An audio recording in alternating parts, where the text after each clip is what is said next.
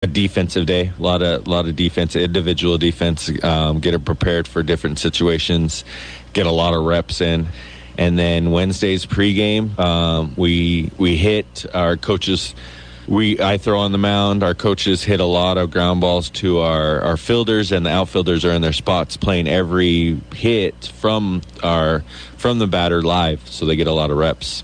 And then it's a travel day on Thursday and Friday, and so yeah, I like to have some routines with some things, but I like to switch it up also because I don't want to have a lot of, be monotonous with stuff. And so with baseball, there's a lot of routine stuff, but there's a lot of different things that you could switch up to make things go faster. I think for the players like how we switch it up, and it's not always the same every day. And so that's kind of our routine. Yeah. So, as you said, you try to anticipate and practice or prepare for all the different situations that can happen in baseball, first and third, and less than 2 outs. Have there been any situations that have come up this year that I hadn't anticipated that one? Yeah, I've been surprised that other teams don't put us in those situations. If we got first and third, we're going to do something to try to score that run and see what they can do, and double steal or something. And the other thing is, if we got a guy on third, we're not afraid to try to squeeze, to try to do that. So everyone has different philosophy of how they do things, and every coach has a different plan for their team, and so. I can't think of anything off the top of my head that some of the other things that we work on is if there's a guy on first and they hit it to the fence, where should everyone go to get that ball in as fast as possible? Yeah. And so where's the cutoff man and where do you throw it? Yes, sir. All that. So we work on that. And then we work on bases loaded, no outs. Where's the ball going? We're going to bring everyone in and try to get it go to home. And so, we really just try to think of everything that could happen, and we try to put the guys in that situation. So there's nothing that I can think of that you've seen this year that you didn't anticipate. Right. I mean, if there is anything right away the next week, we say, hey, we got to fix that. We got to get prepared for that, and so like yesterday, we worked on different timing picks, so we could kind of surprise them, get them.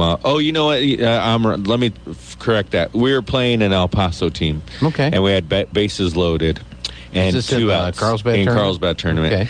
And they backpicked us on first and got us out. And so, we talked about that, and then we turned around and did it to Roswell High. And so backpick, is that where the catcher throws down to first? No. You could call that a backpick. The first baseman was off. It was like a timing pick to first, and the first baseman, when he started running, the pitcher picked and got us out at first base. And so we learned from it and came around and tried it against Roswell, and we were successful. And it worked. Yeah. There. So. Well, I would think too, if a team knows that like Artesia is going to try to steal home from third, they're going to adjust their infield, aren't they? Yes, sir. They have somebody in, and makes then the batter now has an opportunity to maybe get that bloop single that they wouldn't get otherwise if the defense was in their normal position.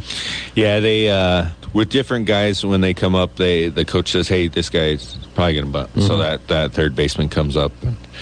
And they remind them sometimes, "Hey, you guys stay with that runner if they squeeze." And so, they do remind them.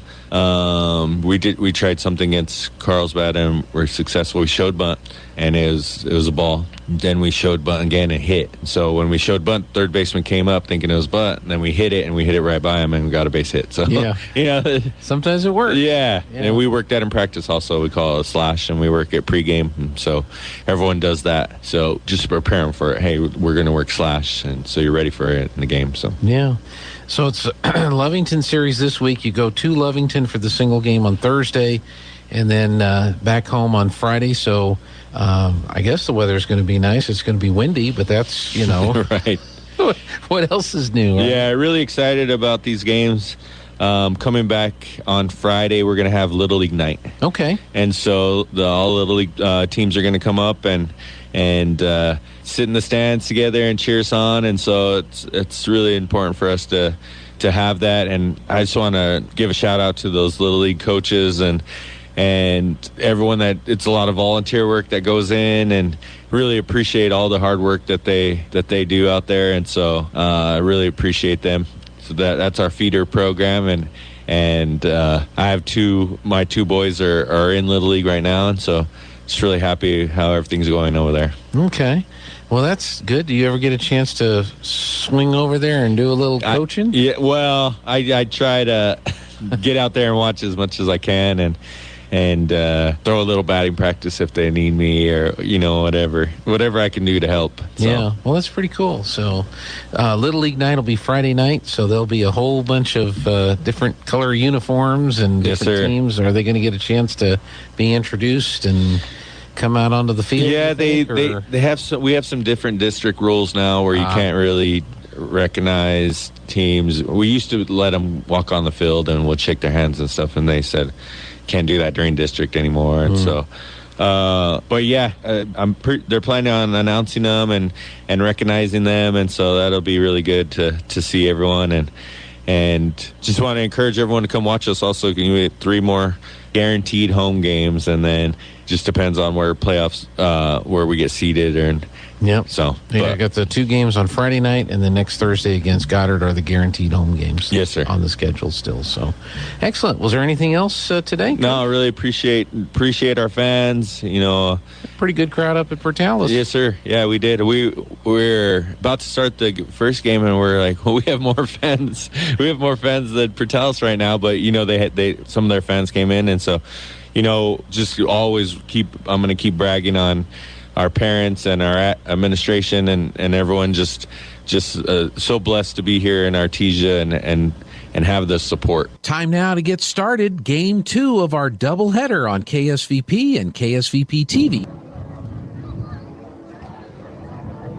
Welcome to Bulldog Baseball on AM 990 and 93.7 FM KSVP, and online worldwide at ksvptv.com.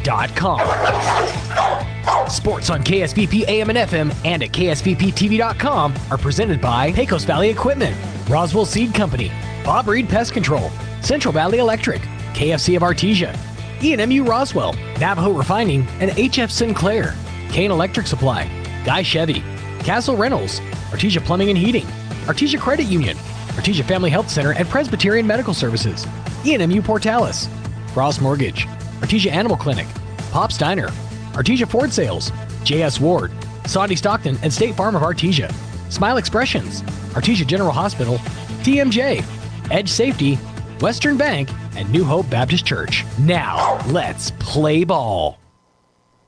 Holy guacamole! The best guacamole in the Pecos Valley is at La Fonda Restaurant in Artesia. Holy guacamole! Everything is coming in fresh by the truckload.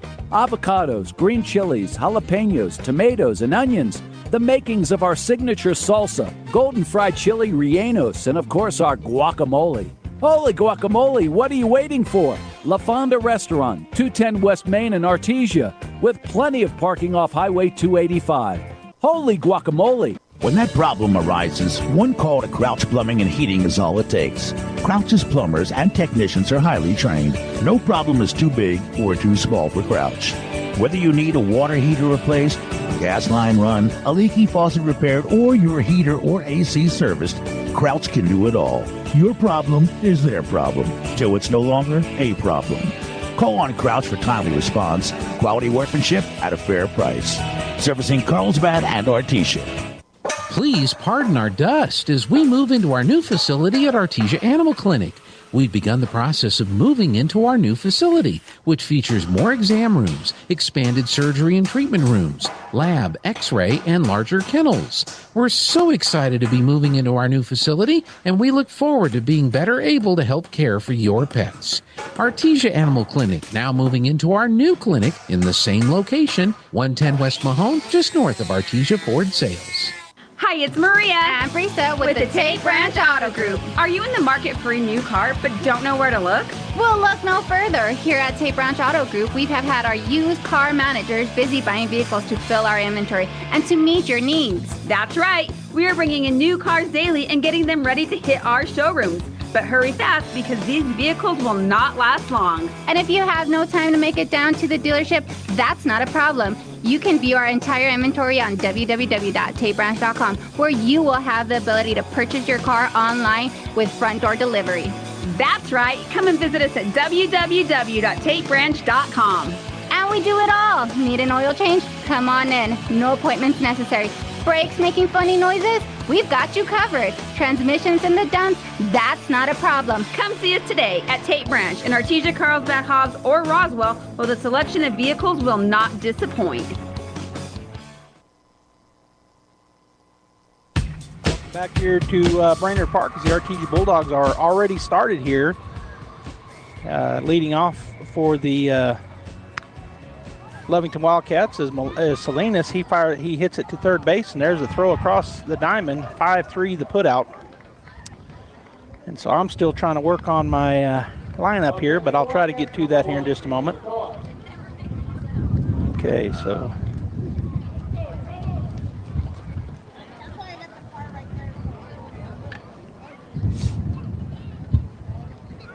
all right, so I'll bring to the plate Cayman Ochoa, who will step in to face Cody Watson and look at a strike one call.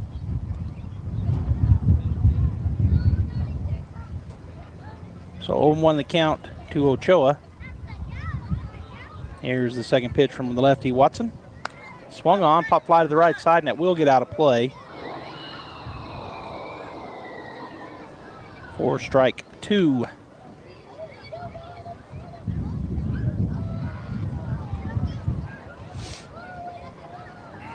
So the first one was a ground out, 5-3. Now strike two to Ochoa. Here's the pitch, inside for ball one. So 1-0 the count. 1-2 the count. And let's see here. I'm going to have to put the Bulldogs defense in.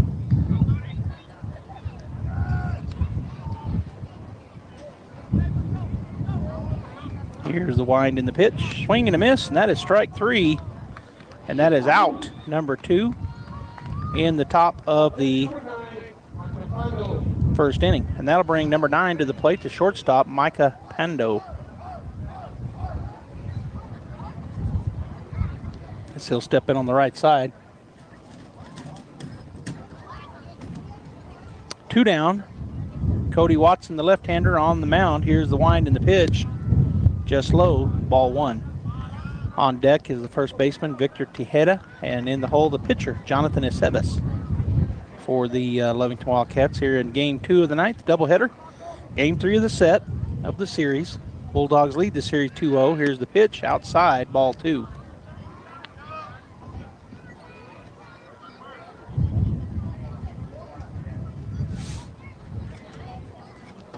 So 1-2 the count. 2-0 the count. Here's the pitch, and that's ball three down low. So 3 straight here to Pondo.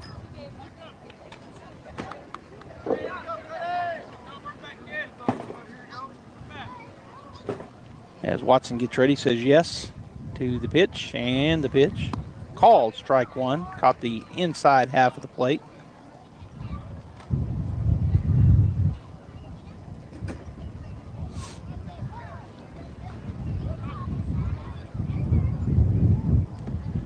And that pitch is ball 4, so a walk puts a runner on with 2 outs. Pondo will go down to first base. Come to the plate will be number 19, Victor Tejeda, the first baseman.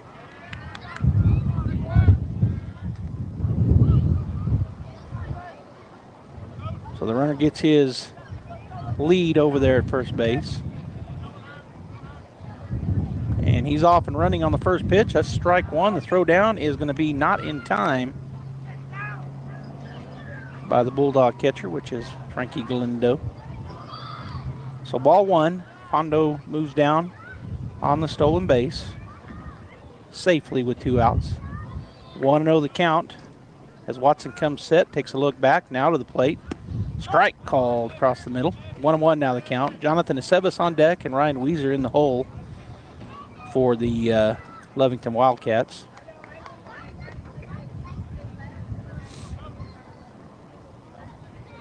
There's a swing and a miss for strike 2. So now 1-2 the count.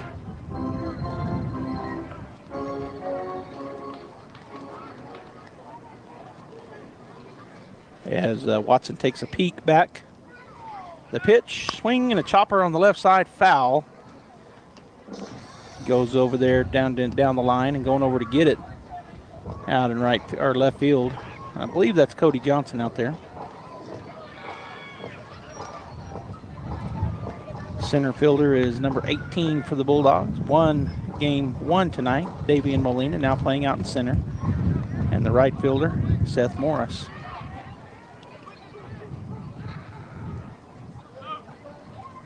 Here's the pitch. In, throw over down, is going to get into left field, so Lovington's going to get a run here on the throwing error by Frankie Galindo. Has a stolen base, and then the throw to third base gets by Julian Rodriguez. So the Lovington Wildcats score first, and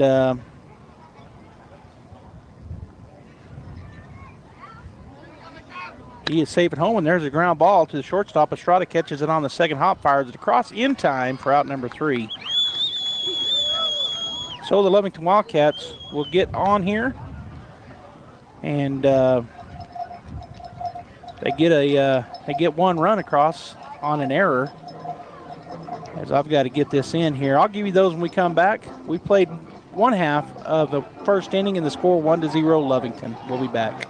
You've changed thousands of diapers, cut off hundreds of crusts, played hours of peekaboo and duck, duck, goose. But you'd do anything for your kids. That's why it's so important to protect them with life insurance from State Farm. State Farm agent Sandy Stockton will help make it easy and affordable to help you protect your family, no matter what the future holds. Because for the people you'd do anything for, life insurance could mean everything. Call State Farm agent Sandy Stockton in Artesia today. Like a good neighbor, State Farm is there.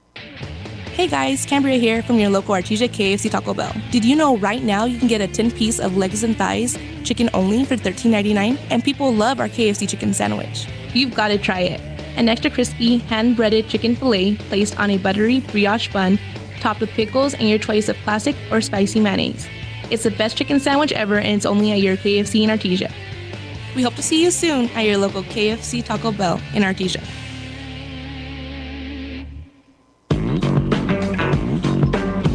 All right, welcome back here to the ballpark. Lovington throwing the ball around as the pitcher is Jonathan Aceves, number 16. The catcher, Jaden Hernandez. Third base, Ryan Weezer. Shortstop, Micah Pondo. Matthew Hernandez at second. And the first base is Victor Tejeda. Out in the outfield, Patrick Sanchez in left. Cayman Ochoa in center. And Damian Nava is the right fielder. So leading off for the Bulldogs, the second baseman, number 6, Devin Fierro. He'll step in on the right side to face Jonathan Aceves for the first time. Big right-hander for the Lovington Wildcats. Saw him play shortstop and first base in game number 1. He'll pitch from the stretch, and his catcher, Hernandez, will set up on the outer third of the plate. Here's the pitch, going to square to bunt. Tries to get it down, but unable to. Strike 1 on the attempted bunt. On deck is Nathan Taylor, and in the hole, Josh Madrid for the Artesia Bulldogs. They want to get that run back that was given up in the first. Here's the pitch, swing and a miss for strike 2. Lovington got that one run off of no hits. He was a base on ball, stole second, got to third on an error out to the outfield, and then came home on a throw over. 0-2 the count. Here's the pitch, swung on, pop fly back towards us here in the press box for a foul ball strike. Oh, and that hit something right behind us. Maybe hit us. The little shed right behind us. We heard it hit, kind of delayed. It sounded funny. I think it hit the net and rolled off. So the count remains 0-2, nobody out. We're in the bottom of the first inning. The Bulldogs in their first at bat here in game 2. Here's the pitch. Strike 3 call with his curveball. Good pitch there. Strikeout looking is out, number 1. And that'll bring Nathan Taylor to the plate. As he'll step in as the DH.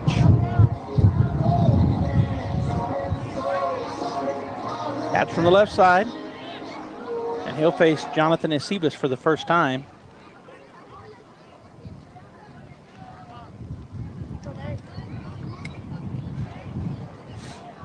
Again, Sivis pitching from the stretch. His catcher Hernandez gives him a sign, and he'll come set. Hernandez sits up on the outside corner. Oh, and that ball was a wild pitch. Not even close to the catcher.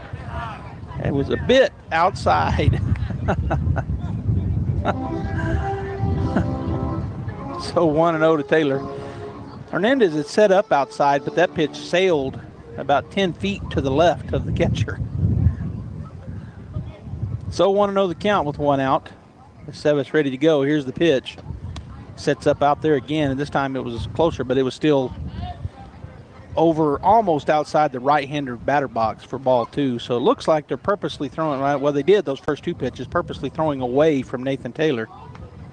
Hernandez this time setting up right in the middle. Now he sets up out there again. Taylor chases one for a swinging strike 1. So the count now 2-1 to Taylor. We're in game 2 of the doubleheader here at the ballpark. Lots of Little Leaguers. They gave away some prizes and some winners to some things going on in the Little League. There's a pitch fouled off to the left side and out of play for a foul ball, strike 2. So a lot of those Little Leaguers and their families staying around here for game number 2. And it was a good crowd here at the ballpark. Wind has slowed a little, still blowing out of the south, but not nearly as gusty as it was in game number 1. You still hear it in the mic down there on the field level. Here's the 2-2, and that is high and away for ball 3. So Nathan takes him to a full count here in his first at bat of game number 2. He steps back in on the left side. As Sivis looks in, gets his signal, gets his sign from the catcher. And the pitch. Low, ball 4. Taylor will hustle down as the catcher let it go by him.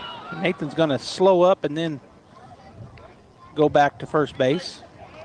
So ball 4 puts the runner down at first base for the Bulldogs. And that'll bring Josh Madrid to the plate. Playing first base here in game number 2.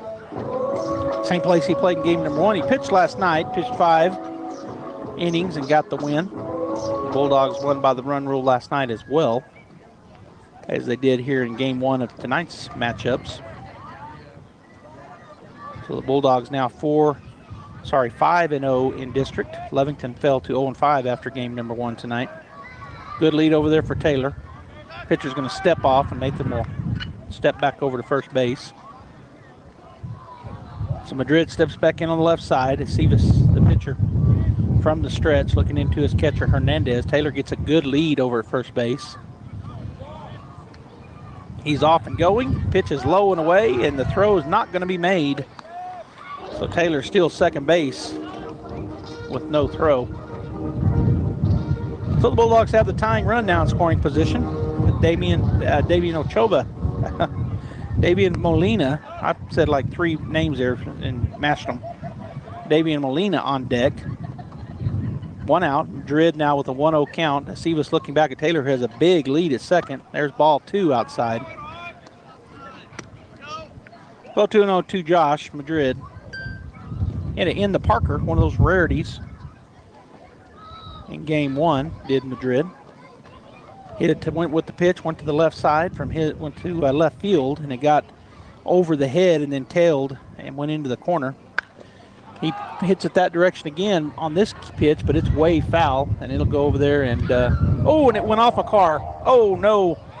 I watched it all the way come down. Hopefully it wasn't a windshield. Of course, if it wasn't a windshield and it's got a big dent in their hood, if it was a windshield, it's a big smash in their hood. Foul ball, strike 1. So 2-1 to count with 1 out. Everybody will reset to get a ball to Jonathan Sivis out there on the mound. Madrid waiting. Now Sivis comes set, takes a peek back. Shortstop is in behind Taylor. Now the pitch, way outside, ball 3. So 3-1 the count. Center fielder Davian Molina on deck for the Bulldogs. And I think probably going to be the shortstop, Nia Estrada, in the hole, but we did not get a lineup. So I'm putting them in as they come to the plate. Stepping off is the pitcher, Taylor back to second. The shadow's getting long here at the ballpark. Out in left field, kind of in the shadow.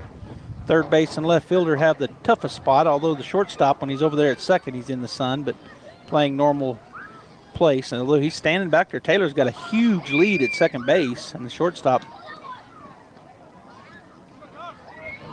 playing back there.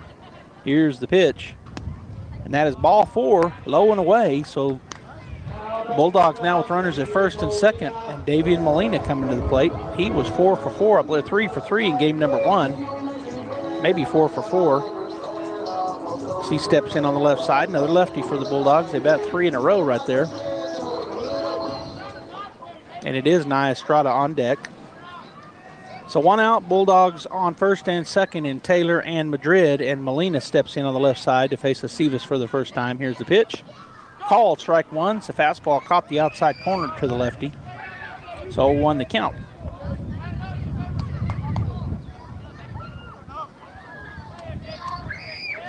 Sivis again looking into his catcher Hernandez. He'll get the pitch. Signed. Now the pitch. Way outside for ball 1. Almost like it was a pitch out, although I don't know that it was. He's thrown a couple of those way outside like that. But Hernandez able to go get it and keep the runners where they're at. Madrid with the huge lead at first. Taylor also stepping out there. Here's the pitch. Oh, and there's a balk as he fell off the mound. I don't know what happened. So the balk moves the runners over. Taylor to third. And Madrid to second. So now 2 runners in scoring position.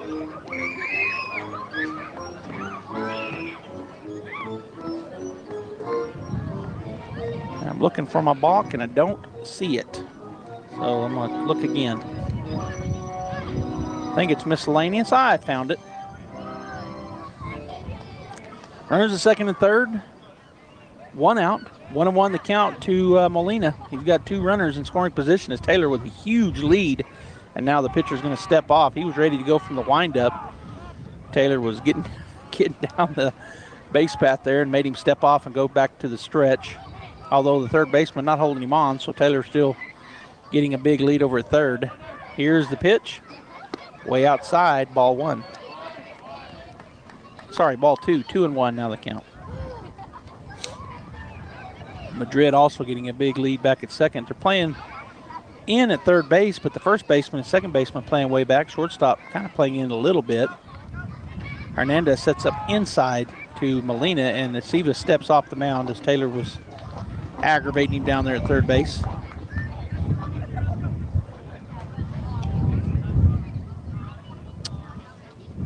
Now to the plate. Swung on, pop fly in the infield, and it's going to get foul. They can't find it, and nobody found it. Third baseman didn't see it, and the catcher couldn't find it. Shortstop looked like he had his eyes on it, but he couldn't get there, so just a foul ball strike. So 2-2 now to Davian Molina. So he'll get another chance here.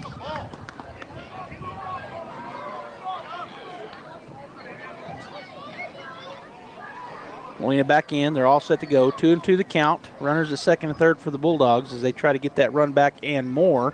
Down for the first time in the 3-game series to Lovington. That ball inside, ball 3. So full count, just missed in and maybe a little up. But the count now full to the Artesia Bulldog batter, Davian Molina.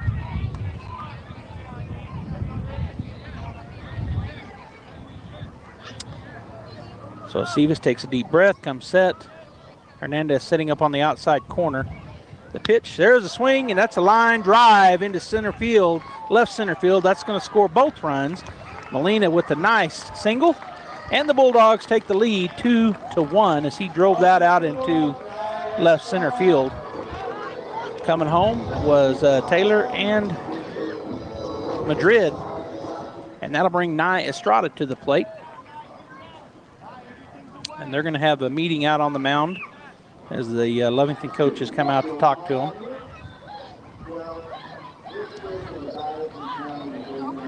One out. Bulldogs now lead 2-1. And we got the stuff playing on the loudspeakers from a movie talking about, I think it's when a pitcher and a catcher are out there meeting on the mound, this movie.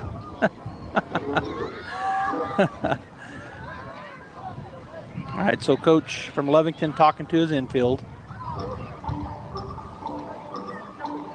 On deck will be Julian Rodriguez, the third baseman. In the hole, I'm not sure, but I'll tell you as soon as I know. I think it's Seth Morris, as I see him with a helmet on over there on the edge of the Bulldog dugout.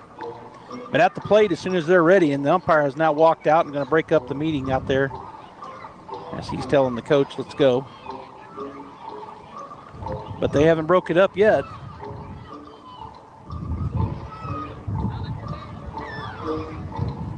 Not sure, because the pitcher was stepped up on the rubber, but now they've kind of lined up.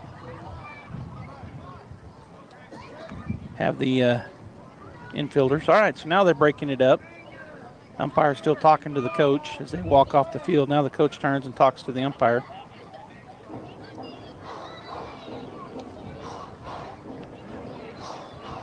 They exchange. He's still talking to the umpire, so he may have not, I don't know, I'm not going to speculate.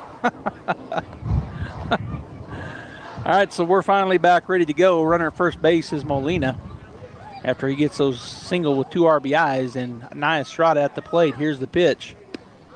Strike one called on the lower half of the strike zone. So 0-1 to Estrada. On deck is the third baseman for the Bulldogs.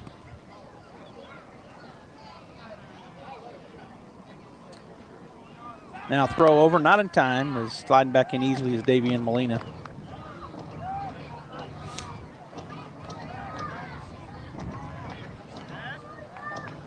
So everybody back ready to go. Molina with the good lead at first base.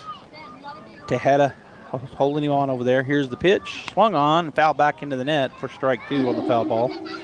0-2 now the count.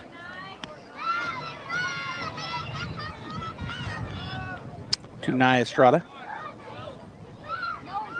Breeze still coming, but I think not as hard as it was in game 1.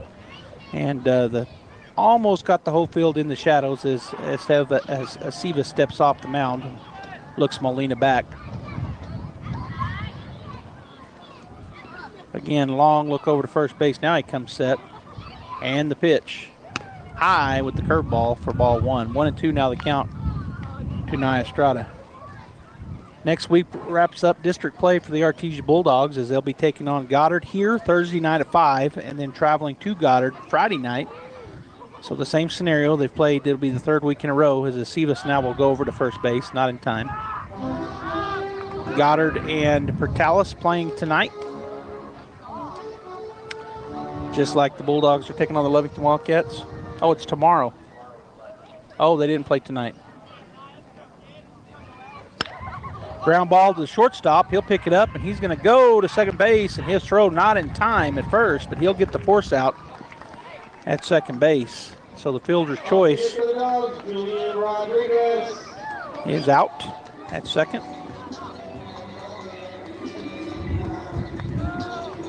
And safe at first is Nye Estrada, and that'll bring number 1, Julian Rodriguez, the third baseman for the Bulldogs, to the plate, with Seth Morris on deck, the right fielder for Artesia. 2 outs, the score 2-1 here in the bottom of the first inning. And Rodriguez steps in to face Sivis for the first time. He's just staring at first base. Finally comes set. Now the pitch swung on at the pop fly in the infield, and the pitcher will come on and the catcher, and the pitcher will make the play, and that is out. Number 3 on the pop fly in the infield. But the Bulldogs get those runs back, and in fact get 2 runs off of 1 hit and 1 runner left on base. 2-1 Bulldogs. We've played 1 full inning. Top of the second coming up. Innovation, service, integrity, and knowledge. J.S. Ward and Son Insurance Agency. Auto and home, life and health, personal and commercial. Bonds too, since 1925. We have the coverage for you. Innovation, service, integrity, and knowledge. J.S. Ward and Son Insurance Agency. Hello, Bulldog fans. It's Martin from Frost Mortgage in Artesia, your local lender. While the Bulldogs are scoring high, your mortgage should be going low. Rates are at an all-time low, and it's time to cash in on it. So call Martin at 575-749-6278 to schedule your free consultation. Remember, you have a choice when it comes to your home financing, so don't be misled. Call Martin at Frost Mortgage today. Frost Mortgage is a division of Primary Residential Mortgage Incorporated. It's an equal housing lender. NMLS number 3094. Welcome back here to the ballpark. Just got an update from Gene. Portales defeating Goddard in Portales last night, 7-4 in game one of their three-game series, but not playing tonight. They called it. They moved it to tomorrow morning at Roswell, at Goddard, 11-1 tomorrow. So that's a big game. As Goddard was undefeated, they were 3-0, but now they're 3-1, and they got two more games coming tomorrow. The Bulldogs right now standing in first place, 5-0 in district. And here's the first pitch of the second inning. It's a fly ball. Infield, Nia Estrada will come on and make the play. Out number one on one pitch. So that'll bring number two, Ryan Weezer, to the plate. He's the third baseman. Bats from the right side. He'll face the lefty, Cody Watson. Cody Johnson out in left. Here's the pitch. I'll give you the rest of the defense as that misses away. And again, that got through the glove. That's an interesting dilemma there for the catcher. He's had a lot of those kind of pop through his glove as Galindo.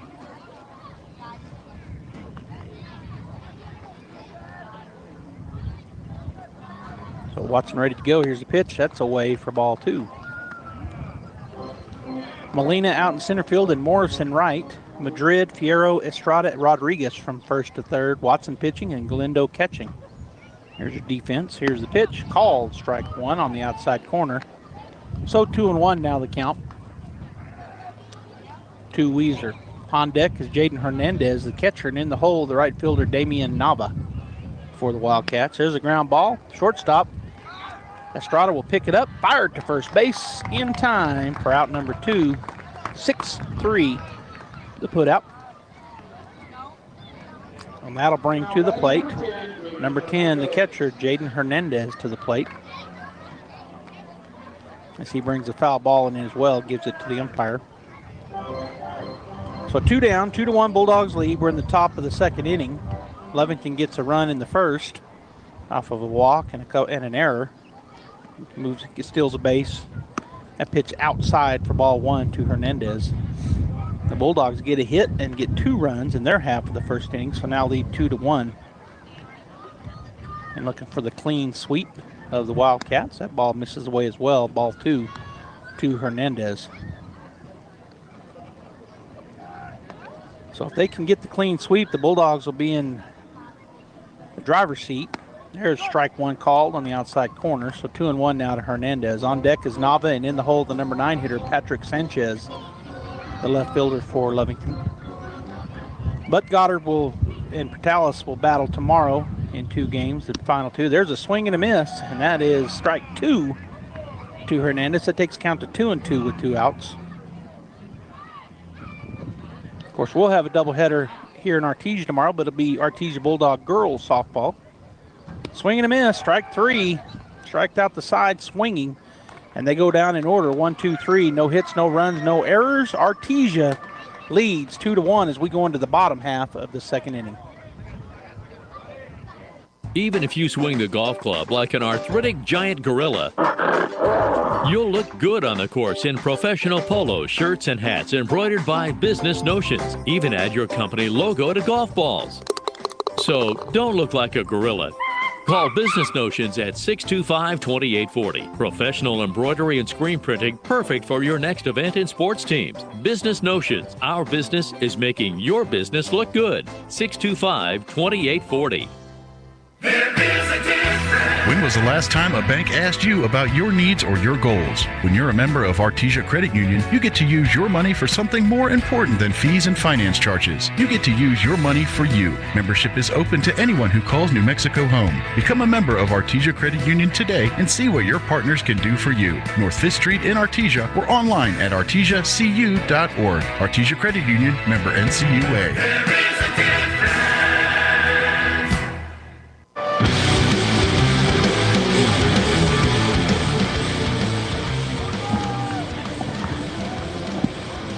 All right, we're getting ready to get started here. Lovington's still throwing it around, though. They're taking a lot of time between innings here. Last pitch, a throw down from the catcher. And that'll bring Seth Morris to the plate, number 21. Seth playing out in right field. On deck is Cody Johnson for Artesia. So we're in the 7, 8, 9 hitters as Seth batting in the 7 hole. Will step in to face Jonathan Sivis for the first time. Weezer, Pondo, Hernandez, Tejeda from first to third. And that's Matthew Hernandez at second. Patrick Sanchez, Cayman Ochoa, and Damian Nava out in the outfield from left to right. Here's the first pitch of the inning. Strike down the middle, called strike one. The catcher is Jaden Hernandez and the pitcher Jonathan Sivis. He has now thrown 27 total pitches, 15 for strikes, 12 for balls through one inning. And one pitch in the second inning. That ball too low for ball one. 1-1 now the count.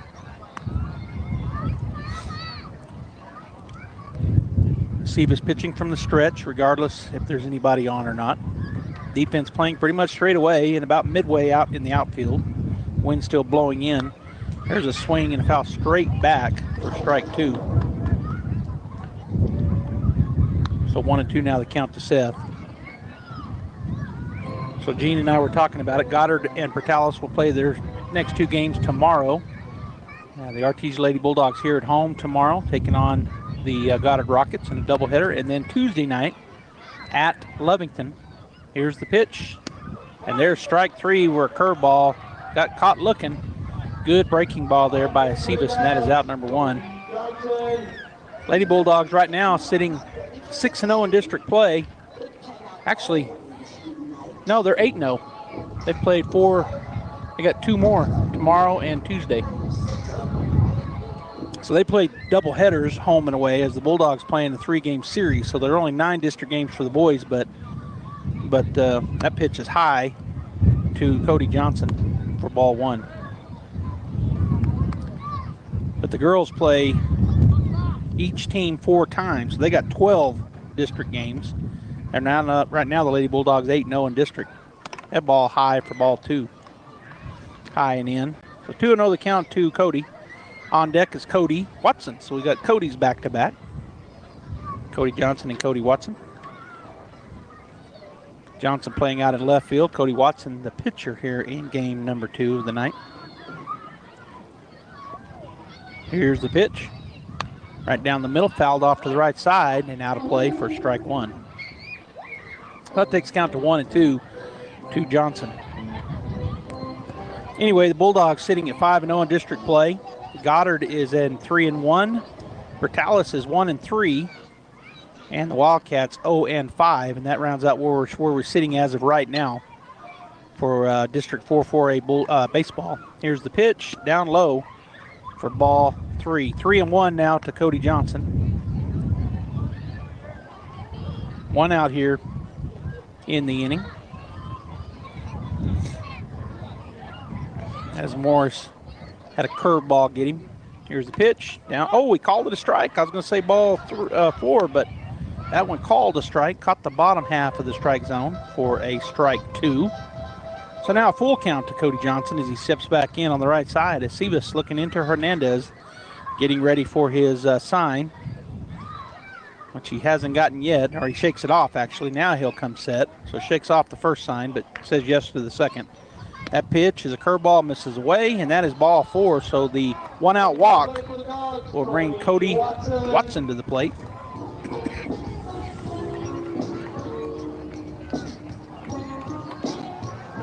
Cody, of course, batting from the left side, the left-hander, and pitcher here in game number 2. Johnson gets a good lead over at first. Sivis looks a long time over there. Now comes set.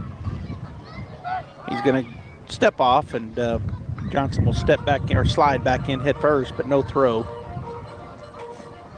As you hear the charge sound over the PA system.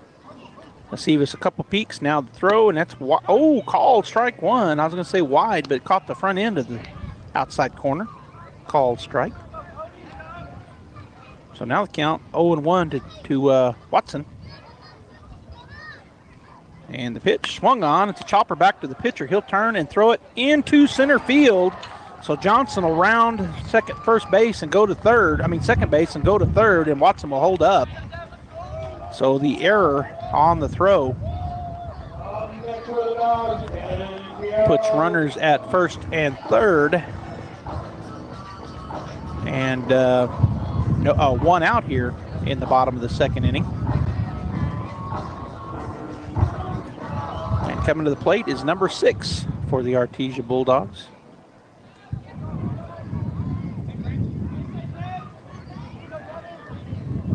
The leadoff batter.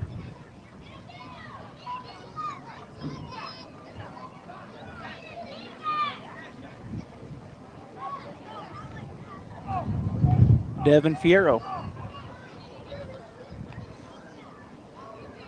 Here's the pitch. Can turn, pull back the bunt effort, but stealing second easily was Watson.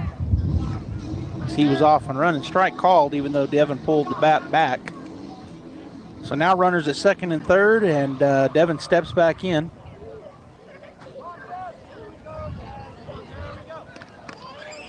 As the Sivis comes set, and the pitch. Low for ball one. Good job there by the catcher, Jaden Hernandez, as that was in the turf, and he was able to keep it in front of him. Runners stay put. So the count now 1-1, and now we got a timeout called by the umpire in the field.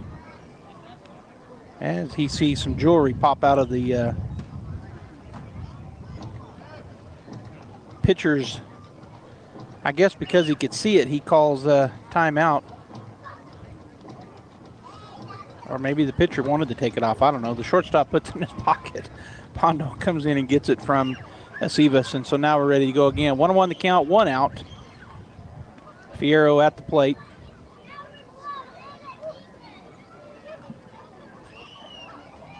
And the pitch. Bounces it up there, gets by the catcher. That's going to score another run on the wild pitch. So Cody Johnson comes in. And the Bulldogs now lead 3-1.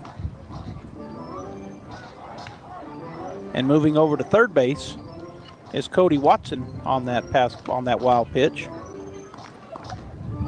So the count now 2-1.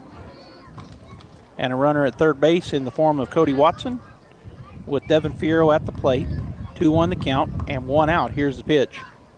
Swung on, hit well out to left field. The left fielder going to his left and will make the play on the deep sacrifice fly. Is coming in to score is Cody Watson on the play. So getting the RBI, Devin Fierro.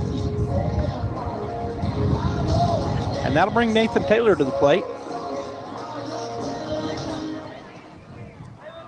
With 2 outs, he is 0 for 0. He walked his first time through. Steps back in to face Sivis for the second time, and again taking a long time. He finally gets this, likes the sign. Now the pitch way outside and high for ball 1 to Taylor. Josh Madrid on deck and Davian Molina in the hole.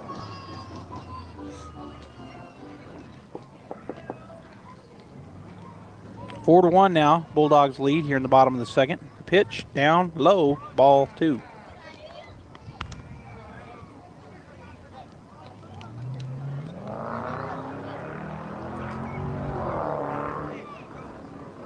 See a car going fast across the way over there.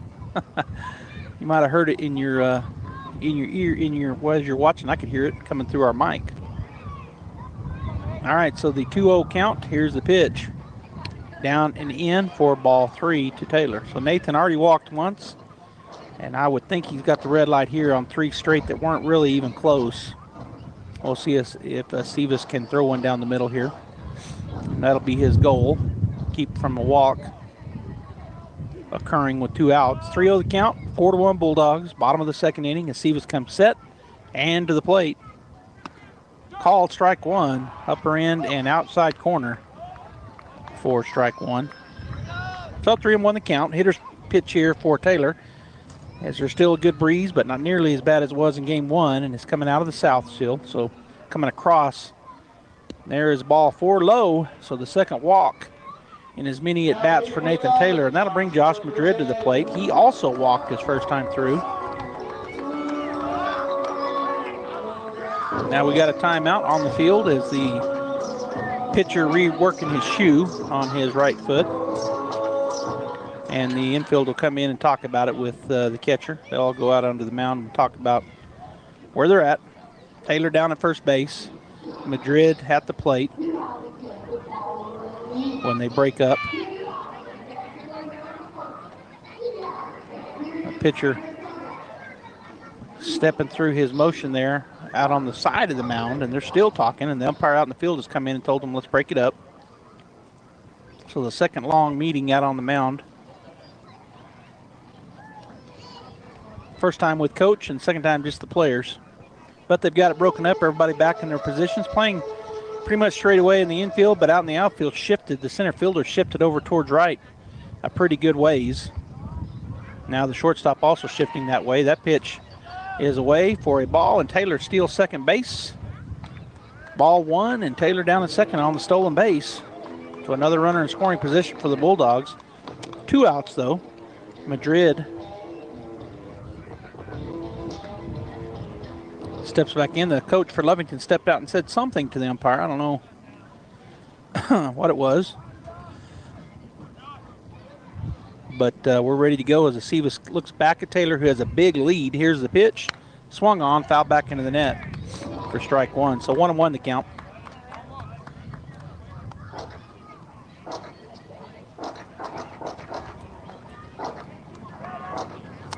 They get a new ball into a Sivis, and he is back in the stretch position. Madrid back in on the left side. Walked his first time through. Now has a 1-1 count with 2 outs and Taylor in scoring position down a second. He's got a huge lead. Swing and a miss. Good pitch. Good cut by Madrid, but come up empty. And so the count now 1-2 to Josh as he'll step back in. He's right up on the white of the chalk and up on the front of the batter's box. So toes on both of those spots as he digs in. Here we go. Taylor's off and running. Oh, called strike 3. Caught the lower end right there. I thought it was going to be a ball, but strikeout looking. And so they go down, but the Bulldogs do get a couple more. They get another 2 runs. There was no hits, but 1 error, 1 runner left on base, and 2 runs. 4-1 our score. We'll be back for the top of the 3rd inning when we come back.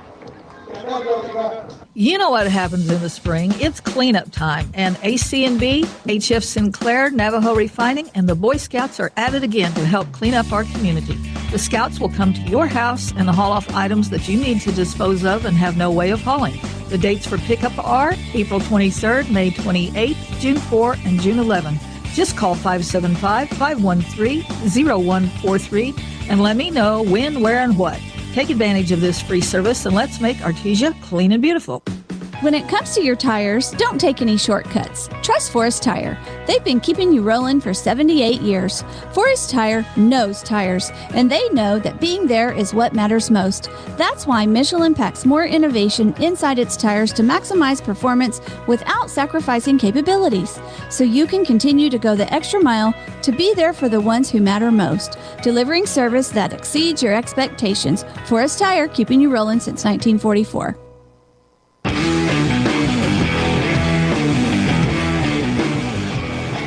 Welcome back to Brainard Park, the YMCA going here. You can see it in your screen as Jeff has got it over there on some folks doing the dance. Still a long time between innings here.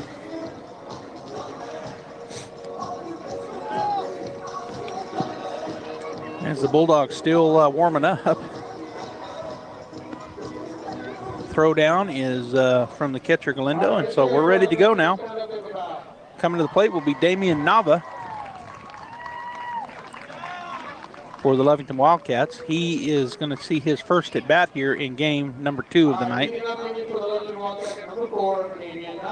So he hasn't faced Cody Watson yet. Defensively for the Bulldogs, Seth Morrison right, Cody Johnson in left, Davian Molina in center, Julian Rodriguez at third, Josh Madrid at first. Here's the wind and the pitch from Cody Watson, the pitcher. Just missed it up and away for ball 1. Devin Fierro at second, Nia Estrada shortstop, and Frankie Galindo catching the aforementioned Cody Watson. There's your defensive setup. And again, if you're just watching on the radio, if you're watching and you don't know, missed game 1, the Bulldogs, there's strike 1 called. Good fastball. No swing, just a strike. Bulldogs wearing their long white pants with the black jerseys and orange lettering. Lovington in their white jerseys and blue and white pants. Blue jerseys and white pants. They're going to try to bunt it. He does, and that's going to be foul. So a foul ball bunt attempt by Nava for strike 2. Pretty good bunt there. If it could have stayed foul, he probably would have made it because he bunted it pretty hard, but Rodriguez was not playing for the bunt. More than likely he would have made it, but it was foul, so it just goes down as a strike, and that's strike 2. 1-2 with no outs. We got 2 up on the board. That confused me. Swing and a miss, and there's an out. Strike out swinging, and that's out number 1 here in the top of the 3rd inning. And that'll be to the plate, number 17, the left fielder, Patrick Sanchez for the Lovington Wildcats. Again, his first time through.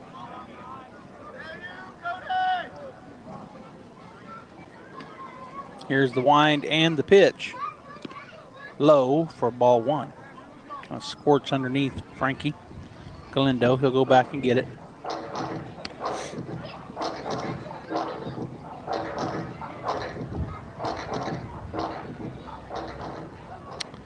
All right, so get the ball back to Watson. He'll go from the windup as he has all game long, unless somebody's on the base. There's a strike called outside edge of the plate. 1-1 now the count. On deck is the top of the order, the DH, number 5, Caesar Salinas, and in the hole, the center fielder, number 1, Cayman Ochoa. Here's the pitch, low for ball 2. So 2-1 now to Sanchez.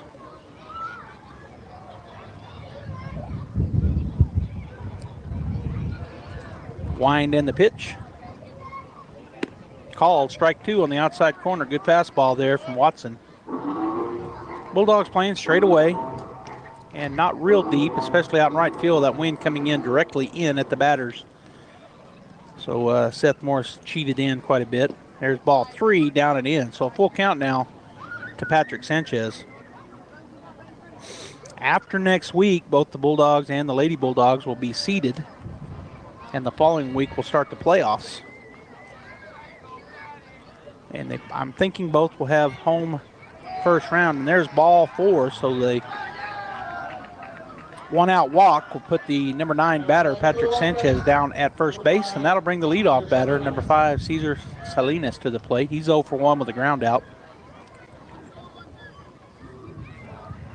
The first round is played at home for both the softball and baseball teams.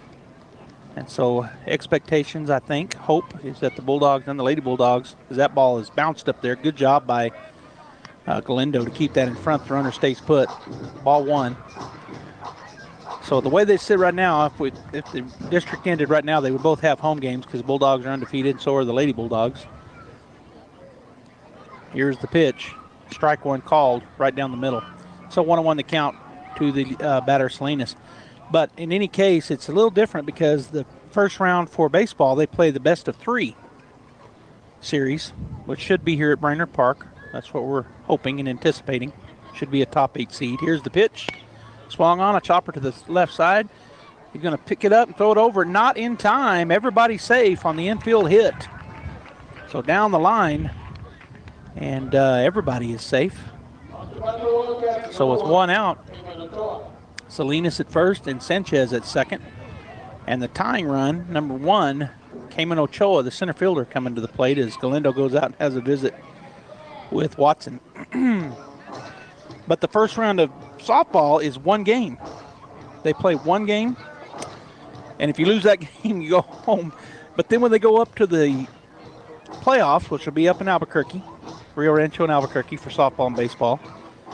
Baseball reverts to one game and you're gone, and softball is double elimination. So it's an interesting concept. There's a swing. It's a ground ball down to the first baseman, Madrid. He drops the ball but picks it back up and gets the out on the fielder's choice. So just a to first base, and that's out at number 2. Everybody else advances, so runners are safe at second and third. And with 2 outs, Micah Hondo will come to the plate, the shortstop. He walked his first time through and now has 2 runners in scoring position as Watson goes back from the stretch. Takes a look into Galindo, who gets assigned to him.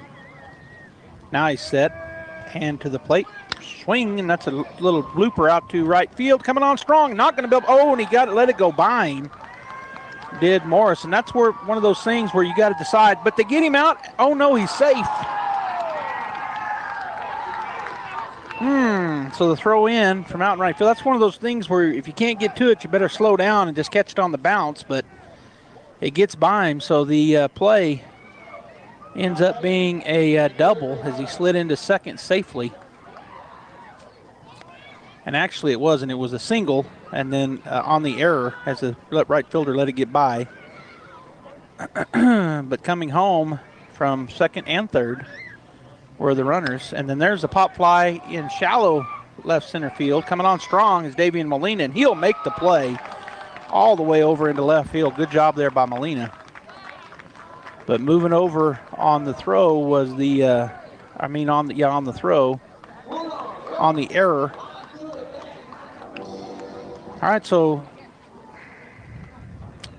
the score now 4-3, Bulldogs going into the bottom of the third. We'll be back. When I was young, I thought I had forever to prepare for retirement. But as the years went by, retirement got closer and closer. And, well, I wish I'd have started saving 10 years earlier. How you spend your retirement depends on what you do now while you're still working. We've helped a lot of area seniors prepare for retirement. Stop in and see us about saving for yours. Western Bank of Artesia. We're big on you. Member FDIC. Dean's Inc. of Artesia provides a superior choice for all your electrification, communication, and supply needs with a vision to be the premier industrial electrical service provider in New Mexico and West Texas, providing unparalleled quality in supplies and service with highly skilled and conscious personnel. We pledge to our customers to exhibit the utmost in integrity and reputation while providing superior quality in all we do. Dean's Inc., located at 409 Commerce Road or online at deansinc.com. All right, so the Portales Rams get 2 hits, 2 runs. There was 1 Bulldog error and 1 runner left on base there in the top of the third. So the score now 4-3. Bulldogs lead by 1, and coming to the plate will be Davian Molina. He's 1 for 1 in the ball game as a single. A couple of RBIs as he steps in on the left side to face the pitcher, who's now adjusting his jersey, and he gets everything kind of, I don't know why it cracked me up, but it just did. He gets everything adjusted, now ready to go from the stretch. As Molina steps in, as Sivis, the pitcher, ready. Here's the pitch. Swing and a miss on his fastball. Strike 1. On deck is the shortstop, number 2, Nia Estrada for the Bulldogs, and in the hole, number 1, Julian Rodriguez, the third baseman. Bulldogs looking to get those 2 runs back and more if they can. Pitch swung on, hit a rope down the right side, but that's going to be foul. Bounces over down there, and strike 2 on the foul ball. Out in front of that pitch was Molina. He got all of it, but pulled it foul. The old Yankaroo. Even into that wind, it just cut right through it and bounced over the right side foul fence. All right, so he shakes off the first pitch, does the Sivis. Now he comes set. Here's the 0-2. Curveball popped up on the right side and out of play. Bunch of little boys over there. Hopefully it didn't. Oh, it got the net. Good. Lots of little leaguers over there, but the net's covering them. At least by the stands. Now over there by the batter's cage, batter's pen, and the pitcher's cage, they're not covered, so they'll have to be up, heads up. But they've been like that all game. Both games long, so nobody's gotten hit yet, I don't think. 0-2 the count remains Molina waiting for the pitch. Here it is. High and away, ball 1.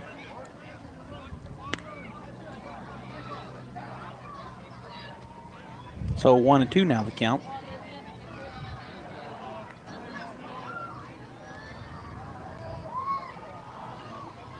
Sivis comes set after getting a sign. Now the pitch. Swing and a foul ball back for a foul ball strike, and the count remains 1-2. Sivis has now thrown 56 pitches through 2 innings and facing his first batter in the third. As Molina leading off here, the number 4 hitter in the lineup. Swing and a foul ball back again, up, back, and out of play over us here in the press box, the tackle box as we lovingly call it.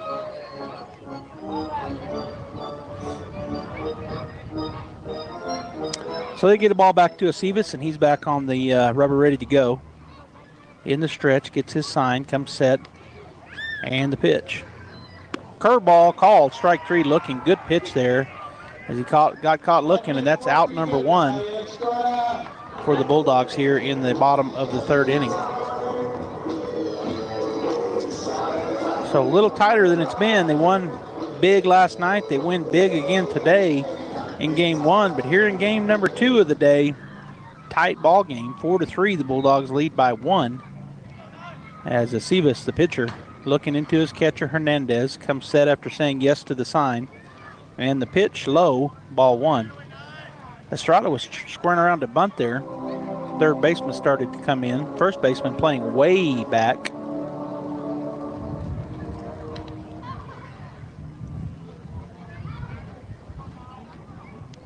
Estrada does not square around this time, and he'll look at called strike 1. So 1-1 now the count to Nye. On deck is the third baseman, number 1, Julian Rodriguez, and in the hole, right fielder, number 21, Seth Morris. Sivis set. Estrada waiting. Now the pitch. Swing and a miss on a fastball. A little behind it. 1-2 now the count to Nye.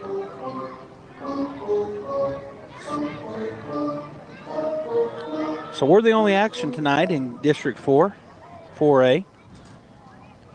As the games in Roswell got moved to tomorrow due to wind. 1-2 pitch, swung on, foul back into the net. So the count remains 1-2 as the umpire gives another baseball to Hernandez and fires it back out to Jonathan Sivis. Sanchez, Ochoa, and Nava from left to right. Weezer, Pendo, Hernandez, and Tejeda from third to first. Jaden Hernandez catching Jonathan Sivis, the pitcher. There's your defensive setup. Here's the 1-2. High and tight, ball 2.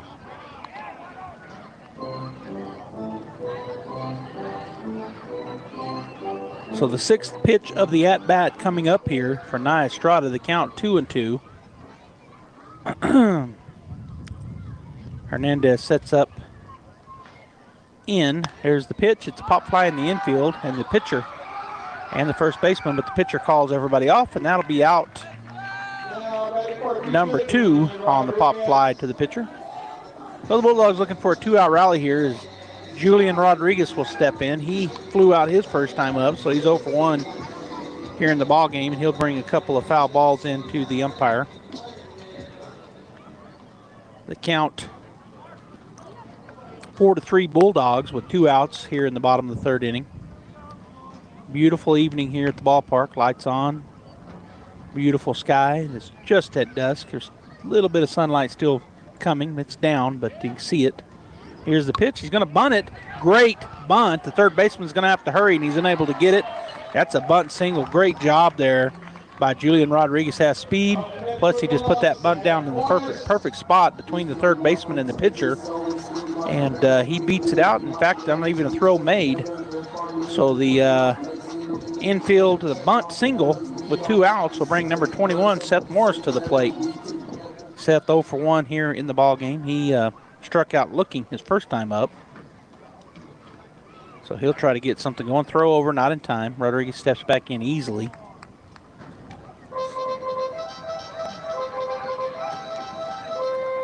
Sivis now stretch.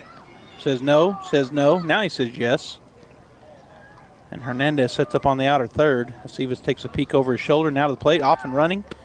Strike one call, but in there easily on the steal is Julian Rodriguez. So again, the Bulldogs have a runner in scoring position. They've had that in each of the innings they've played here in game number 2. And they do it again with 2 outs. Julian Rodriguez at second. 0-1 the count to Morris, looking for a base hit here. Here's the pitch, bounces it up there, gets away from the catcher off to his right.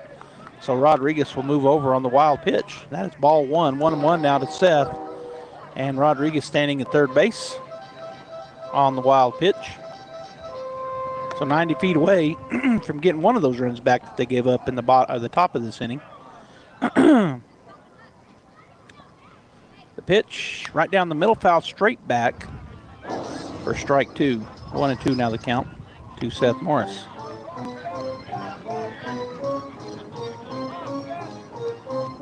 Cody Johnson hustles out from the on-deck circle, picks the ball up, tosses it to the umpire, who had already given one to Hernandez, throwing it back out to Sivis.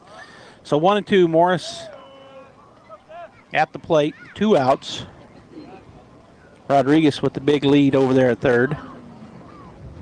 And the pitch, curveball, it's hit back up the middle. Shortstop's going to come up and make the play over to first base in time. And that is out, number 3. So the Bulldogs unable to get anybody across that time. On the 6-3 putout, that's out number 3. And the Bulldogs get 1 hit, but no runs, no errors, and 1 runner left on base. We'll be back for the top of the 4th. 4-3, Artesia over Lovington.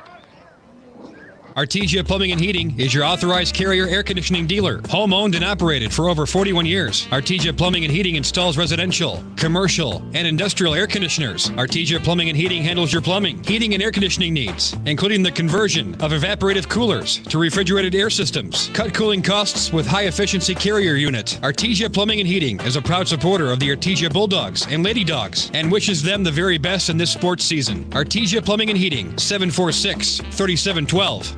It's Chevy Truck Month at Guy Chevrolet Company in Artesia. Right now, take advantage of 0% APR for 48 months, plus a $1,000 accessory allowance when you purchase eligible GM accessories. We invite you to come see us today for a quick, hassle-free buying experience and drive home your new Chevy, Buick, or GMC, or one of our hand-picked pre-owned vehicles. Visit GuyChevy.com or come see us now at Guy Chevrolet Company on the corner of 1st and Main in Artesia. On approved credit must finance with GM Financial. Offer ends May 2nd, 2022. Update from some softball. District 4 5A. Roswell wins game 1 over Hobbs in Roswell, and now up 7-2 in game 2. Hobbs really a good softball team. I suppose Roswell is too. So looking to get the sweep there in Roswell are the Coyotes, Lady Coyotes, over the Hobbs Lady Eagles. Only other games going on in our district tonight, or in the districts down here in 4A and 5A, District 4s. All right, so leading off is Jonathan Sivis, the pitcher. First pitch, swing and a miss for strike 1 from Cody Watson. So our defense for the Bulldogs, Seth Morris out in right, Cody Johnson in left, and Davian Molina in center. Josh Madrid at first, Devin Fierro at second. I'll give you the other ones after this pitch. Swing and a miss, strike 2. Now Estrada playing short, and Julian Rodriguez at third base. Frankie Galindo catching Cody Watson. We're in the top of the 4th. If you're just joining us, game 2. Bulldogs win 15-1 in game 1 by the 10-run rule in 5. And now lead 4-3 here in the top of the 4th innings. That pitch misses away for ball 1. So that takes the count to 1-2 to Sivis. On deck is Weezer, and in the hole, Hernandez. That would be Jaden Hernandez, the catcher for the Wildcats.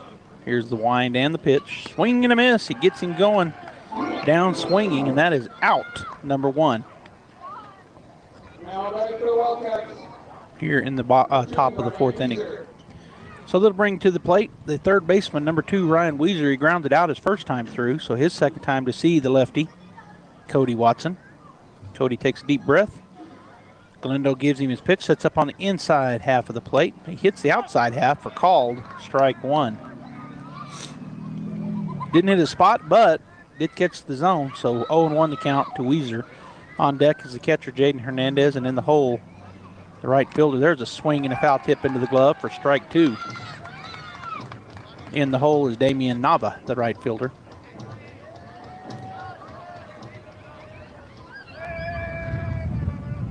All right, he says yes to the pitch.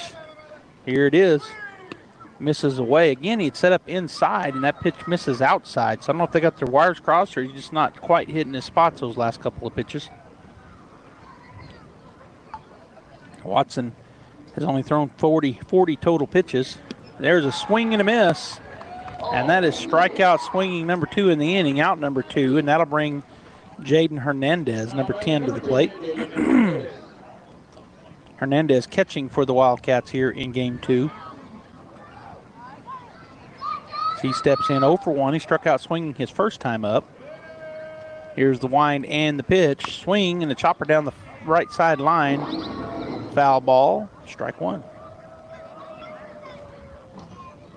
I heard the foul growl that time. I hadn't been hearing it. I can hear it. I've been missing that from the barking guy tonight. He's probably been doing it, Gene, but I've just been missing him. So I'll try to make sure I catch him good next time. All right, so the 0-1 count as Watson takes a look into his sign from the catcher, Galindo. The pitch, strike 2 called on the outside corner. 0-2 now to Hernandez.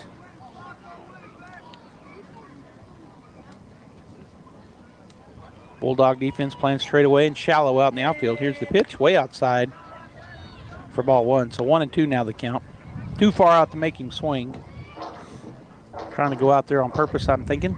Get it out of the zone and make him swing at it, but 1-2 the count. The pitch, that time just missed. That's where he did want it. He thought he had the strike. Did Watson. He started like he was walking towards the dugout, but ball 2 called. So 2-2 with 2 outs. Got the deuces wild out on the scoreboard. Here's the pitch. Down and in, ball 3. So full count now to Hernandez, the number 7 hitter in the lineup for the Wildcats. So far he's 0 for 1, but now he's taking the count full after going down 0-2. Here's the pitch. Swing and a miss. He strikes him out, and that strikes out the side. 1, 2, 3, they go down. Strikeout, strikeout, strikeout. No hits, no runs, no errors. Nobody left on base. 4-3 Bulldogs. We're going into the bottom of the 4th. Stay right there. Exciting game here at the ballpark. Bob Reed Pest Control protects you and your home by controlling pests that invade. Bob Reed Pest Control understands the importance of safety in and around your home from unwanted pests, and they offer answers and solutions when you need them most. Protect your home, your children, and your pets from the dangers of poisonous bugs and insects. Let Bob Reed Pest Control and their fully licensed professionals start working for you and your family today. Call 623-5344, serving all of southeastern New Mexico. Find them fast in names and numbers.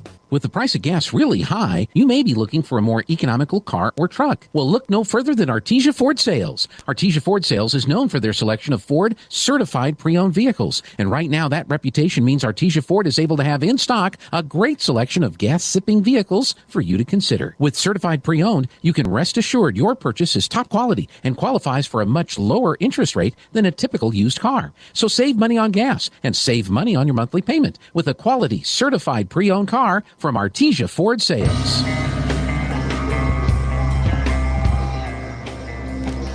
All right, we're back at the ballpark, Artesia and Lovington, and they're still throwing it around. These innings, man, this first game went pretty smooth between innings, but this second game has really drug out between innings for whatever reason. Just got an update from the Roswell-Hobbs softball game, and it was 7-2 Roswell. Now it's 7-5. Hobbs is fired back. Still down, but only down by 2 now. All right, coming to the plate for the Artesia Bulldogs, Cody Johnson will lead things off. Seth Johnson, the middle linebacker for the Bulldogs. I saw he signed with Wayland Baptist to play some football in college. But Cody Johnson steps up. First pitch, swing, and it's a ground ball to the shortstop. He picks it up, goes to first base, 6-3, the put out on one pitch to start off the bottom of the 4th inning. And that'll bring Cody Watson to the plate, the lefty and pitcher. So he'll want to obviously add to his run total as the pitcher. And as just a Bulldog, going to get more runs on the board. 1 out. Bottom of the 4th inning, 4-3 Bulldogs. As the Sivis now with 70 pitches as opposed to Cody Watson, who's thrown 47. Through the sink. Well, Cody's pitched 4 complete. He's just on, there's a strike, lower half of the strike zone for called strike 1 to Cody Watson. So Sivis has now thrown 3 in the 3rd innings. Cody has thrown 4 complete, but thrown 30, almost 30 less pitches, 25 less pitches. Strike 2, wow. So that strike zone widened a little bit here, as that was down in that lower level of the strike zone. 2 good fastballs there from the Sivis. 0-2 the count with 1 out. Watson ready to go. He is 0 for 1, but reached on an error. He'll reach out and hit that one down the line left, but it will go foul as it tails away as the left fielder give chase out there, but couldn't get to it. So the breeze plus just the natural slice there from the left-hander. Falls foul out there. So they'll step back in. They get the ball back in and ready to go. 0-2 the count with 1 out. Watson looking at Sivis as he's staring into his catcher. Now he'll come set. And the pitch. In for ball 1. Fastball that was coming. Watson turned away from it. So 1-2 now the count.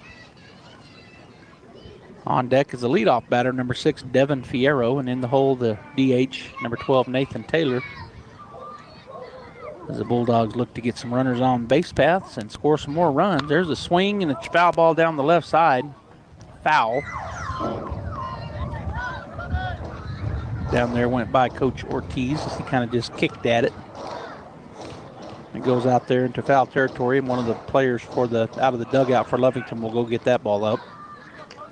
So the count 1-2, it remains 1 out as the Sivis comes set. Cody Watson waiting on the pitch, and here it comes. And he's going to reach out and foul that one back. So staying alive is Watson. Good fastball there from the Sivis.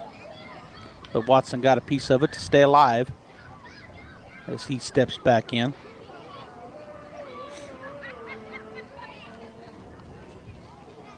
Hernandez setting up outside. And that's where he's going to try to throw it. He does way outside for ball 2. 2-2 now the count to Watson. This will be the 8th pitch in this at bat for Cody. As Sivis comes set from the stretch. And the pitch. Swung on. That's going to be a little flare over the jumping shortstop. And so the single with 1 out puts runner on the base paths. Cody Watson standing at first base, and Devin Fierro will come to the plate. His third at bat. 0 for 1, but has a sacrifice fly and an RBI, does Fierro. And with 1 out, he is getting in there on the right side. Watson gets his lead over at first as the first baseman went and talked to the pitcher. Bulldogs on to run. And so that may have been what they're talking about. Get ready for that run. A couple looks, he's going to throw over, and diving back in safely is Watson.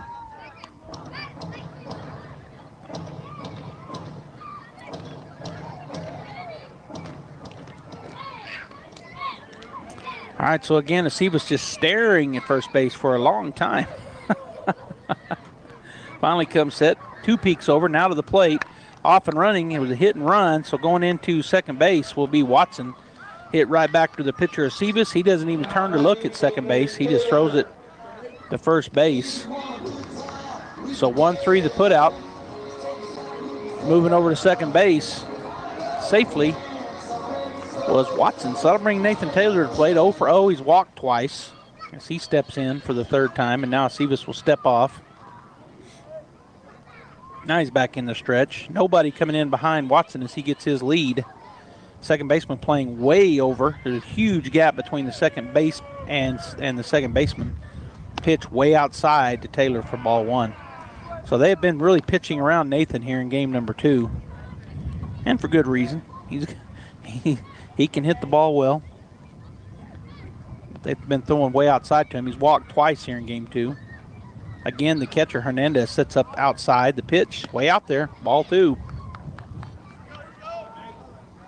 So the runner at second base, they're thinking they're going to take their chances. It looks like they're thinking they're going to take their chances without just giving an intentional walk. Just going to try to get him to chase something maybe. See where Hernandez sets up this time behind the plate. He's going to set up out there again, outside. The Sivis comes set. The pitch swung on. It's hit well to center field, high in the air. Center fielder back. Now he's going to camp out and make the play for out number 3. Hit that a mile high, but just not deep enough. And that is out number 3. So the score remains 4-3 Artesia. The Bulldogs get 1 hit, but no runs. There was 1 runner left on base and no defensive errors. 4-3, we go into the top of the 5th inning. Prices are being slashed at Castle Rentals, Artesia's fun and friendly rent-to-own furniture store. Get a free mattress pad cover when you purchase a Serta or Kingdom mattress. Both brands on sale now. Get deep discounts on lamps by Cow Lighting. Beautiful and unique handcrafted lamps made right here in the US of A. Find your new furniture, appliances, or electronics today at Castle Rentals, 2616 West Main in Artesia. Rent to own or 90 days same as cash on all items. Through Presbyterian Medical Services, Artesia Family Health Center is your all-in-one provider for medical, dental, and behavioral health services. They have highly skilled professionals ready to treat your medical, dental, and behavioral health issues. Appointments are available via phone calls, video calls, and limited office visits to provide you a safe and easy way to take care of your health. Need a COVID test or vaccine? Artesia Family Health not only offers testing, but the Moderna COVID vaccine too. Call and learn more. 575-746-9848 or visit Artesia Family Health at 1105 Memorial Drive in Artesia.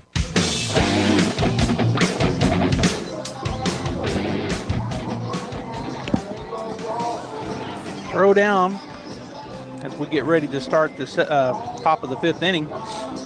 Lindo throws it down. They throw it around the infield, and we're ready to go as Damian Nava, the right fielder, will step in for the Wildcats. To lead things off here, he's 0 for 1 in the ballgame. Struck out swinging his first time through. So the second time he'll face Cody Watson. As Watson ready to go, defense for the Bulldogs, playing pretty much straight away. Here's the pitch, swinging and a miss for strike 1. Good fastball there from Cody Watson.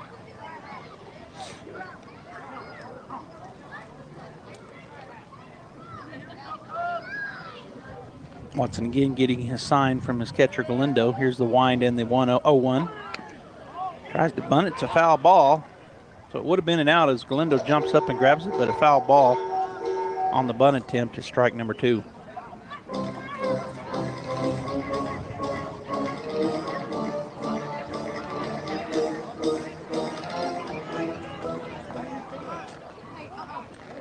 Now Coach is going to walk out and ask about that foul ball, I guess. Maybe he's saying that it hit the batter when he ran out of the box. And he's going to ask him for some help from the first base umpire. That's what I think he's asking him. Did he hit it when he came out of the box? And that's what he's calling a foul ball. So it would have been an out instead of a foul ball. But it looks like they're going to say no. So Coach Ortiz asks, and they say no. So the count remains 0-2, nobody out. And we'll reset and go again.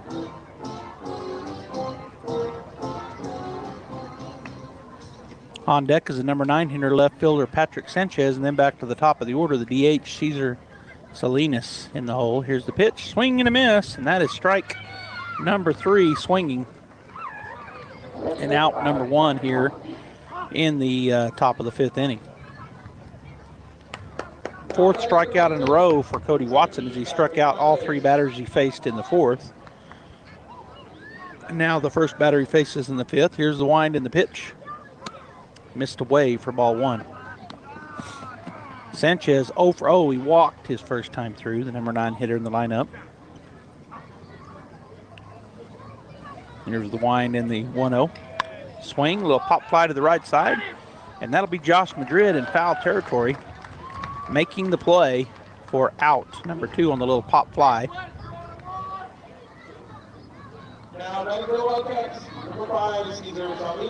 So 2 down now. And Cesar Salinas will step in. He is the leadoff batter, DHing here in this ball game. And he is 1 for 2. He hit a ground out and then a single his second time up against Cody Watson.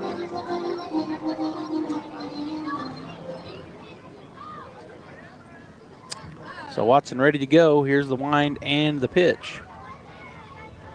Low, bounces it up there for ball 1.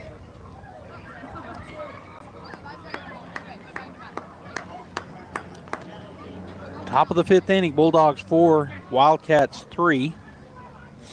Here's the wind in the pitch from Watson. Strike 1 called on the outside half to the right-hander. Cayman Ochoa, the center fielder, and where's number 1? He's on deck. And the shortstop, number 9, Micah Pondo, is in the hole. As this is their 3rd time through, this is the leadoff batter in the lineup. Swing and a miss on a great curveball. So the count now 1-2 to Salinas. 2 outs here in the top of the 5th. Here's the wind and the pitch. Swing and a little chopper back to the mound. And Watson will fire to first base, and that is out. Number 3, they go down in order. Strikeout, ground out, ground out. That was a 1-3 put out, and the Bulldogs lead stays 4-3 as we go into the bottom of the 5th inning. Kane Electrical Supply is your #1 distributor when it comes to the top-of-the-line inventory. Kane Electric carries name brands such as Appleton, Burndy, Fluke, Cooper Lighting, Hoffman, Phillips Lighting, iDeck, Klein Tools, and Square D. Kane Electric has your professionals and will assist you with any information you may have on electrical supplies. Kane Electric delivers on location too. Come by Kane Electric today in Artesia at 1911 North Roselawn. It's important to know local folks you can trust. People who'll be there for you when you need it most. Cisco Equipment in Artesia, serving southeast New Mexico since 1978 and new locations throughout Texas, is the leader in equipment rentals, sales, and service. Whether it's an excavator, backhoe, or wheel loader for the pipeline, or a reach fork or man lift for the construction site, Cisco Equipment has the dirt and aerial equipment to get the job done. Call the team at Cisco Equipment today, 748-1314, serving all of southeast New Mexico and throughout Texas.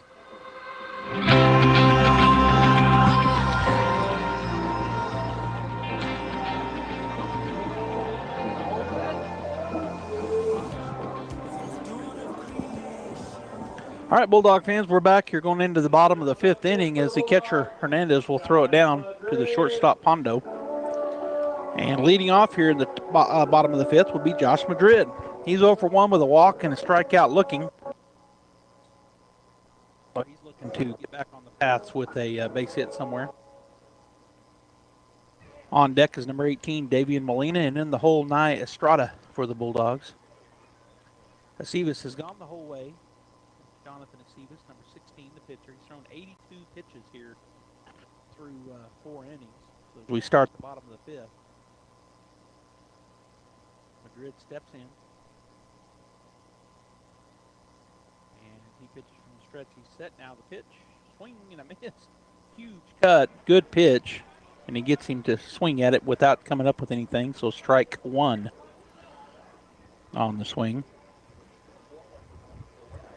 Again, the big lefty steps back in. Sivis, the big righty, big kid for Lovington. Here's the pitch. Down low. Ball 1. 1-1 now the count. Sanchez, Ochoa, and Nava from left to right. Weezer, Pendo, Hernandez, and Tejeda from third to first as the pitcher. Sivis calls out Jaden Hernandez as catcher and says, I want to talk to you about it. So they say something, and now Hernandez coming back behind the plate. 1-1 the count, nobody out. We're in the bottom of the 5th inning, and the leadoff batter here is Josh Madrid, number 3 in the lineup, but leading off here in the 5th. So right in the meat of the order, 3-4-5 coming to bat here for the Bulldogs. Sivis comes set, and the pitch. Swing and a foul ball back. That'll take it to strike 2. 1-2 now the count. He just missed that pitch. Another big cut there. Another good pitch from a Sivis. So with the count 1-2, Madrid steps back in. Crowd on the plate, up in the front of the box. Sivis looking in to his catcher, still looking in. Finally does come set, accepts that sign. And the pitch, and that's too high on the curveball for ball 2. So 2-2 now the count to Josh Madrid.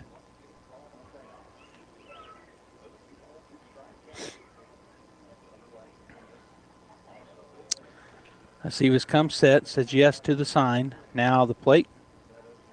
Swing and a miss. He got him swinging, and that's out number 1 on the strikeout. And that'll bring Davian Molina to the plate. Davian, number 18. He's 1 for 2 in the ball game. He singled and struck out looking his last time up. So his 3rd time through to see a Sivis.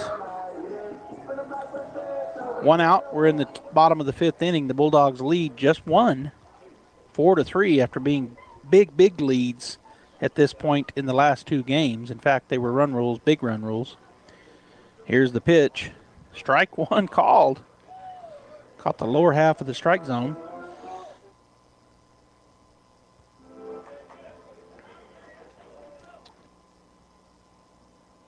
Sivis again looking for a sign from Hernandez. Gets it. And now to the plate.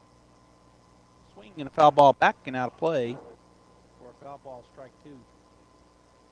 Now Sivis up to 89 pitches. He's thrown 34 balls and 55 strikes.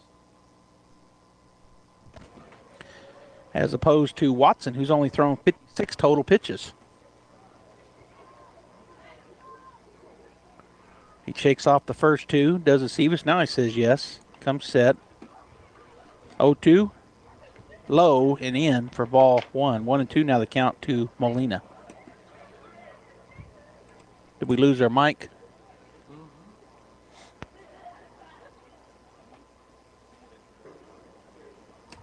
Again, a Sivis taking. Oh, yeah, I can hear it good now. I didn't realize we lost our field mic, but Gene did and got it fixed. That pitch down and in for ball 2. So 2-2 now to Davian Molina.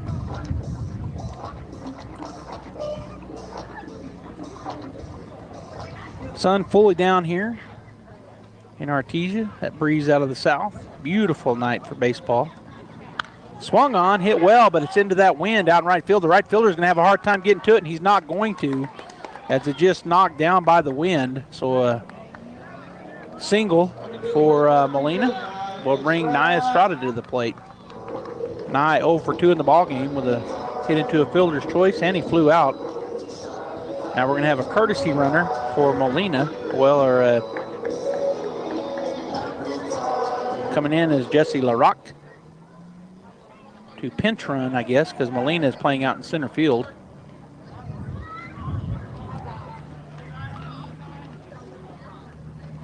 So LaRocque gets on first base to run, and umpire gets it all straight. He might be coming in to play some defense, maybe.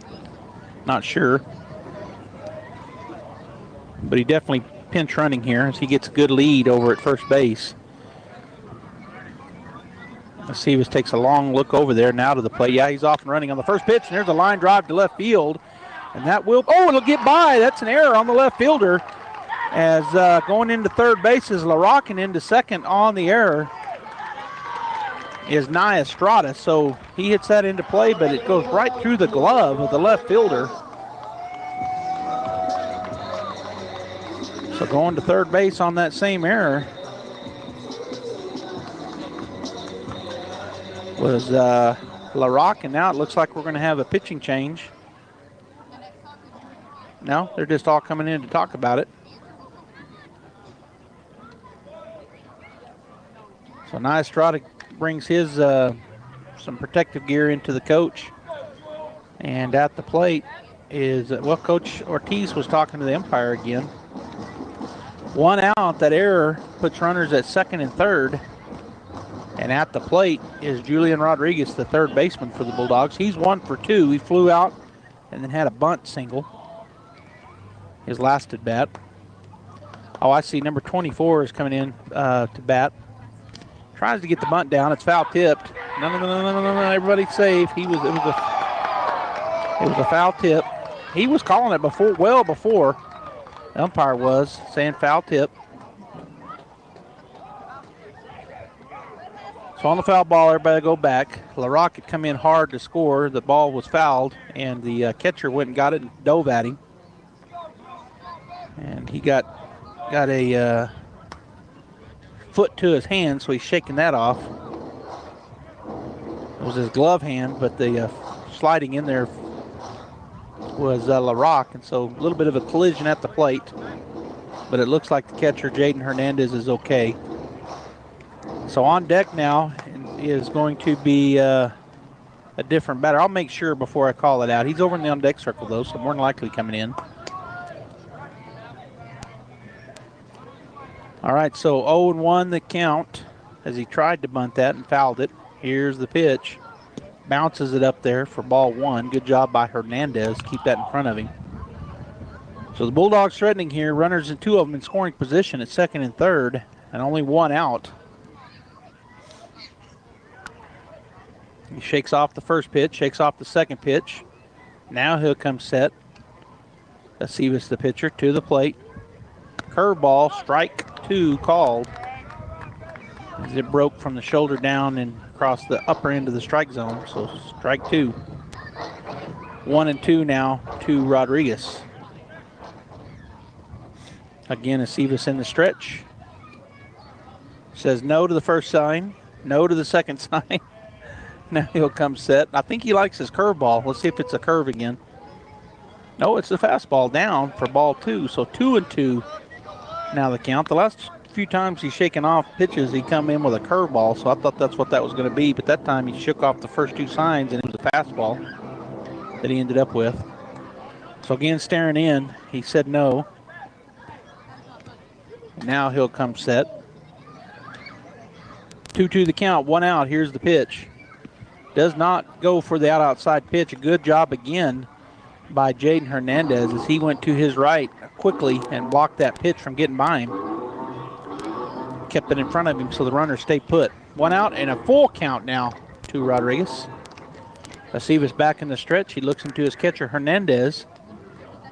And he'll take the first sign this time. Hernandez sets up on the outer third. Here's the pitch. Swung on, pop fly, and that'll get out of play. Off to the right side.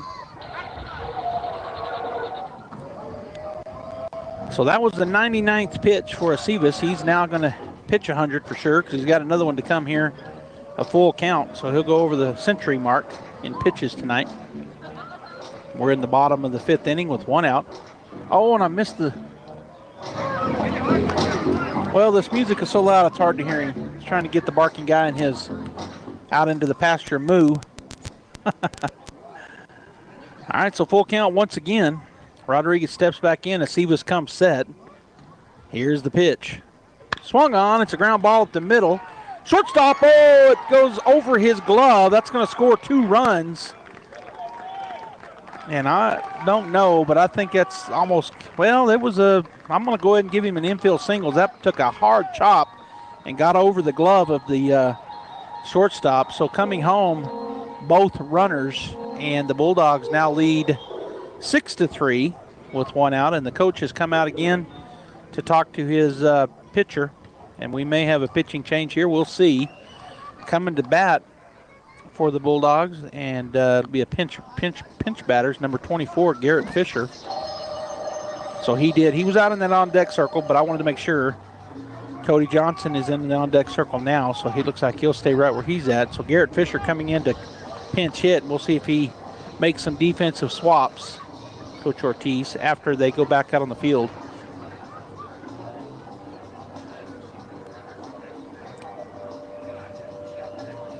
So still having a meeting out on the mound is the coach. He's had some long ones, and now the umpire walking out to break them up again.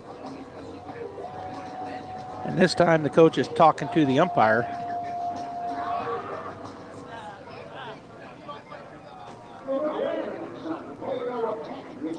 So no change. Pitcher's going to stay there. Sivis will stay on the bump. Just about a 2-minute meeting there. And they'll bring Garrett Fisher to the plate. His first time here tonight batting. So step in on the right side to face Sivis for the first time. As I said, his first at-bat.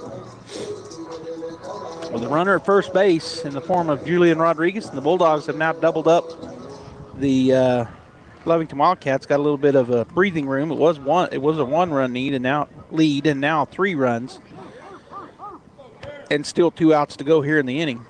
Sivis a long look over at first base. Now he comes set. Now he's going to throw over. Back easily is Rodriguez. So everybody will reset. Sivis again, a long look over to first. Now he'll look back to the catcher. He never did really come set, and he's just going to step off. Yeah, he was in the stretch the entire time. But he steps off and looks the runner back. Rodriguez back easily, no throw.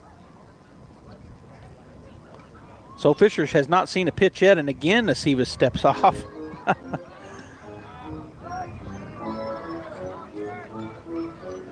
Again, a long look to first. Now he'll come set.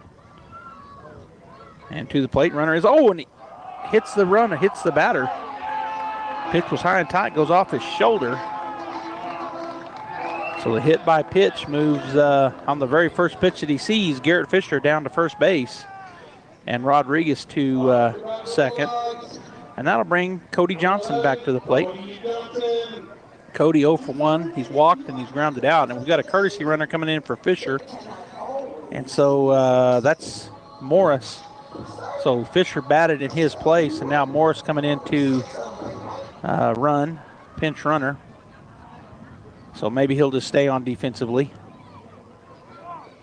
So Seth now down at first. Second base has Rodriguez, and at the plate, Cody Johnson with 1 out. Bulldogs looking to add to their total. They lead by 3, 6-3. Cody Watson on deck. And the top of the order, Devin Fierro in the hole. Here's the pitch. High. Good job there by the catcher, Hernandez, as he had to jump up and catch that ball from going to the screen. Over the head of the batter, Cody Johnson.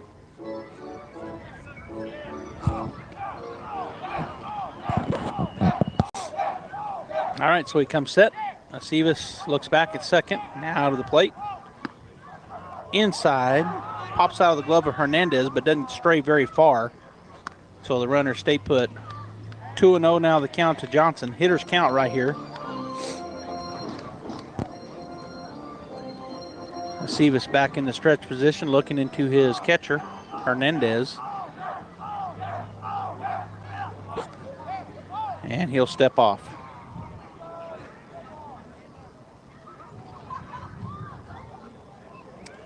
All right, so now he's back and ready to go. Sivis a long look into his catcher. Now he'll come set, look back at second. And the pitch, low, bounces up there. Another good job by the catcher Hernandez as he blocked that, kept it going, bounced it out in front of him instead of back to the backstop.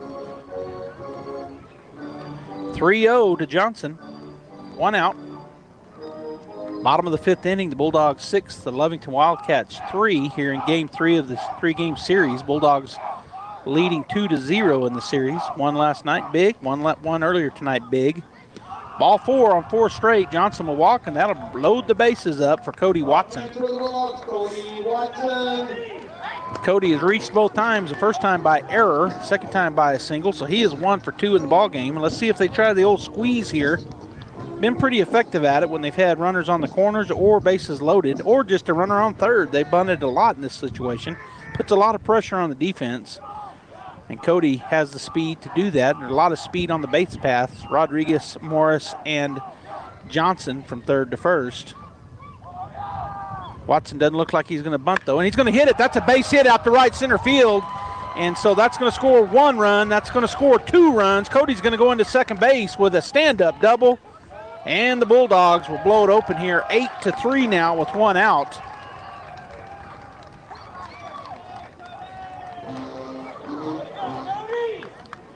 So the double scores 2.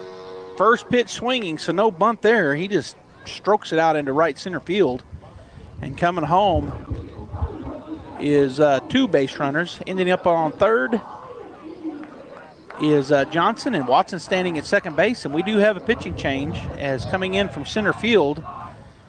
So it looks like number 9, the shortstop's going to go out to center field. The Sivis will go to short. And the new pitcher will be Cayman Ochoa when we come back. 8-3 Bulldogs, bottom of the 5th, 1 out. And we're going to take a break while the pitcher gets some warm-ups. My name is Larry Dean. I'm the discipleship pastor here at Faith Baptist Church, and I'd like to invite you to something we call faith groups. Now, there are a ton of resources out there to help people better understand the Bible, but I believe the very best way to grasp the truths of Scripture is to get together with other adults on a regular basis to study the Bible. And that's what we do every Wednesday night here at Faith Baptist Church. So if you're not in a weekly Bible study, come join us this Wednesday at 6:15 for faith groups. Thanks, God bless, and go Bulldogs. If you're missing a tooth or several teeth, a dental implant may be the ultimate solution. Implants look and feel so much like real teeth that you probably forget you have an implant. Maupin and Brown Dentistry is one of New Mexico's most experienced implant providers, with literally thousands of implant patients who are absolutely delighted with the results. Call Maupin and Brown today for an evaluation. You'll be surprised how affordable implants can be. Maupin and Brown, your choice for experienced, state-of-the-art dentistry.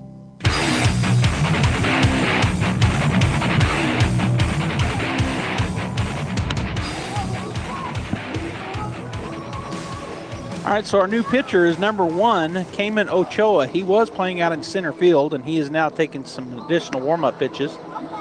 Moving out to center field, Micah Pondo, who is playing short, and the pitcher, Jonathan Sivis, will move to shortstop.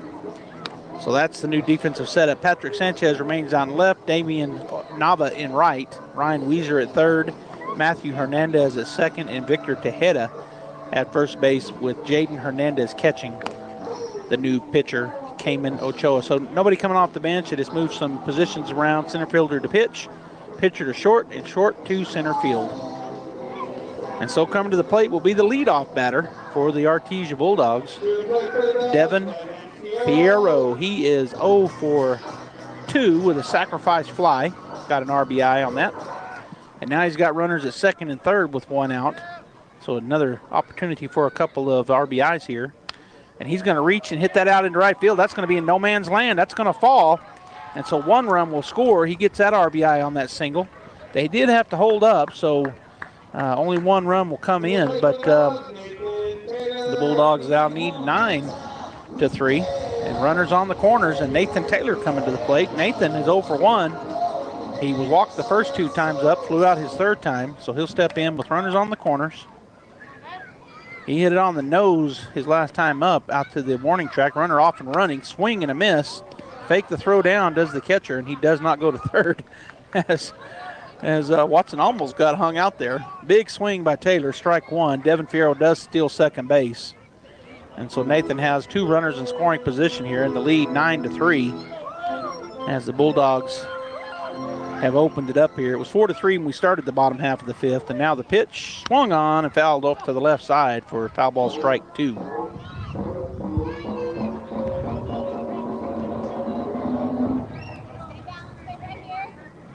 On deck is Josh Madrid, and in the hole, I think we'll see if they made a double switch or if he just came in to, he came in and pinch ran for Molina, did Jesse LaRocque. We'll see if he puts him back in. There's a swing, and that's a drive to right center field. Back, and does he catch it? He does out in right center field, but that will be an RBI for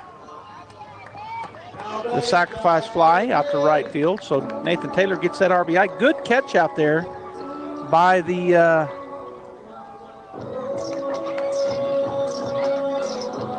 center fielders. He had range to his left. He kind of rolled. He's out there, got his hands on his knees, but he looks like he's going to be okay.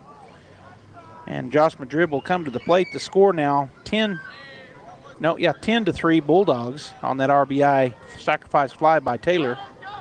And Madrid will step in. He is 0 for 2 with a walk, a strikeout looking, and a strikeout swinging. Here's the pitch. Strike 1 called on the outside corner from Ochoa. So 2 down now. The Bulldogs up by 7. We're in the bottom of the 5th inning. If they were to get 3 more, that would end the ball game by the run rule. But right now with 2 outs, Lovington trying to keep that from happening as they want to battle back here. Here's the pitch, swing and a miss, chased one out of the zone as it was down and in. Madrid thinks about that one. He steps back in. Again, right up on the white and up in the front of the box is Madrid. As he steps back in, 0-2 the count, 2 outs. Here's the pitch, swung on, he rips it, but it's foul. Oh my goodness, I'm glad it didn't hit. There was a little girl out there that went right by her. So no harm out there, just foul ball strike, and that keeps the count at 0-2.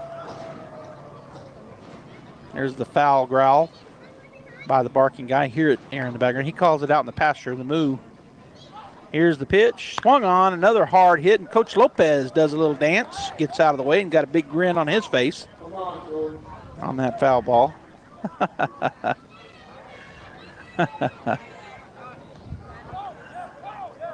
All right, they get a ball back to the pitcher, Ochoa, the right-hander. 0-2 the count remains. Here's the pitch, swing, and a little knobber back to him. He's going to come home with it, and he is out at the plate. And that is out number 3. All right, so the fielder's choice, and does get the out number 3, but the Bulldogs do some damage here. As I don't see fielder's choice on here. But that's a 1-2 put out, and the Bulldogs will come, or the Lovington Wildcats will come to the plate. Down by 7. The Bulldogs get 4 hits, 6 runs off those 4 hits. They leave 1 runner on, and there was 1 error. All right, we'll come back. Top of the 6th coming up. 10-3 Bulldogs. Eastern New Mexico University is open for visitors to come to visit our campus. Come be our guest for a guided tour of one of the best small-town college atmospheres in the Southwest. Take a look at all ENMU has to offer, including the best residence halls in New Mexico as recognized by Niche.com. Sign up today for your personal tour of ENMU and our beautiful campus by visiting enmu.edu/visit. Explore, experience, excel. Eastern New Mexico University. Need a family doctor you can trust? Artesia General Hospital's family practice team offers a full range of medical services to patients of every age. Led by family practice physician Dr. Joe Salgado, our providers can help you manage chronic conditions, treat illness and injury, and coordinate specialty care. And for children, pediatrician Dr. Joanne Couch brings her expertise in managing your child's care from birth to age 18. Get peace of mind by finding a partner to care for your whole family close to home. We're accepting new patients at artesiageneral.com/family. Welcome back to the ballpark. Artesia Lovington in game 2 of the doubleheader, and Bulldogs lead the Wildcats 10-3. Thanks for joining us here on KSVP Radio, AM 990, FM 93.7, KSVPTV.com, Facebook, KSVP Radio, and YouTube channel, KSVP Radio. We give you a lot of options. If you got the internet, you can watch it. If you got a screen, here's the first pitch of the inning, and he checks his swing low for ball 1. At the plate is Cayman Ochoa, the new pitcher for the Lovington Wildcats. Here's the second pitch. Strike called on the outside corner. So 1-1 now, the count to Ochoa. He is 0 for 2. Struck out looking his first time and grounded out his second time. Watkins has been very efficient. He's thrown 58 pitches here in the ballgame. There's number 59. That misses in for a ball 2. 22 balls and 37 strikes for 59 total pitches. 2-1 the count to Ochoa. Here's the wind and the pitch. Outside, ball 3. On deck is the number 3 hitter in the lineup. Center fielder now, number 9, Micah Pendo. I say now because he moved out when they made the pitching change from short to center. And in the holes, number 19, the first baseman, Victor Tejeda. As that pitch is ball 4, missed away. So the leadoff walk puts Ochoa down at first base, and coming to the plate is the number 3 hitter in the lineup, number 9, Micah Pando. He is 1 for 1 with a walk and a single against Cody Watson here in the second game of the doubleheader. Throw over, not in time. First throw over, I think, for Cody Watson in the ballgame. In fact, I'm pretty sure of it. So not many base runners, although they've got 3 runs, which is more than they scored in the first 2 games combined. But I believe that's the first throw over by Watson. Now the pitch, the runner is off and running, and that pitch is inside, and no throw down by Galindo. So ball 1, and moving to second base on the stolen base was Ochoa. So now the Lovington Wildcats with a runner in scoring position as the umpires make their shift. Here's the pitch, swung on, fouled off to the right side for a foul ball strike. 1-1 now the count to Pondo. On deck, Tejeda, the first baseman, in the hole, the shortstop, who was the pitcher and is the pitcher of record for this ball game, number 16, Jonathan Sivis. He can't get the win, but he could get the loss if they end up losing. That pitch fouled back for strike 2, so foul ball strike. And the count now 1-2.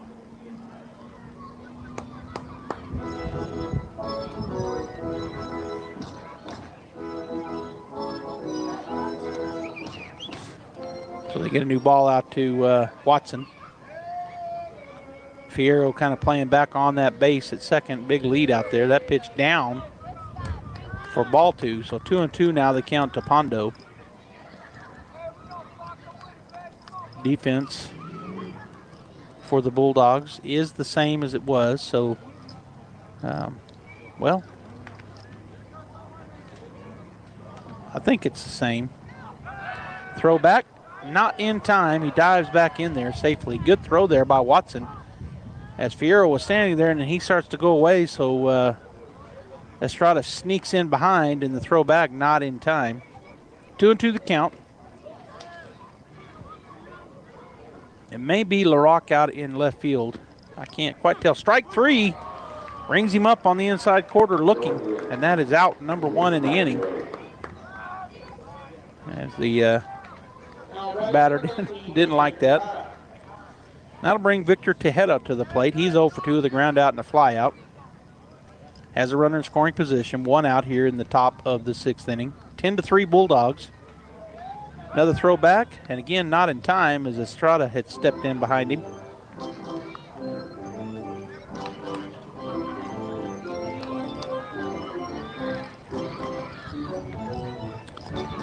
All right, so the batter, Tejeda, steps back in now. Watson taking a look into Galindo. He comes set. And the throw back again. Oh, it was close, but no cigar. As he is safe. They switched it up there. That time Fierro snuck in behind him. So still no pitch to Tejeda, as we've had 2 straight throws back to second. Here's the pitch, and it's low for ball 1. 8:46 here at the ballpark. We started this afternoon a little before 5. They got started about 6 minutes till 5 in game number 1. On Little League night, there's a swing and a fly ball out to right field, and it's foul, and boy, giving good chase out there with Seth Morris, but just couldn't get to it. So the foul ball strike takes the count to 1-1. Little League night, as I said, here at the ballpark, they gave away some prizes and had some award winners that the Little League gave away between the ball games. There were free hot dogs and free ice cream sandwiches to anybody that wanted them, and everybody had that. Here's the pitch, high, runner is running, throw down. Oh, it gets away, and that's going to be an error on the third baseman as he almost had the tag, but the ball gets through his glove. So that was ball number 2. Cayman Ochoa ends up stealing third base and then comes home on the error on the third baseman on the throw down. Fielding error. So 10-4 now the score. 2-1 the count to Tejeda, the batter.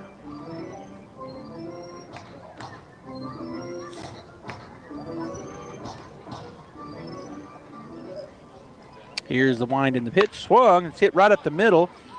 Taking it on the hop and then firing it to first in time. Good play there by Nye Estrada. He's got a cannon, and he goes up the middle and catches that ball and then just comes up, makes a good hard step, and fires it to first base. And that is out, number 2 on the ground out. 6-3. Good stretch over there by Madrid.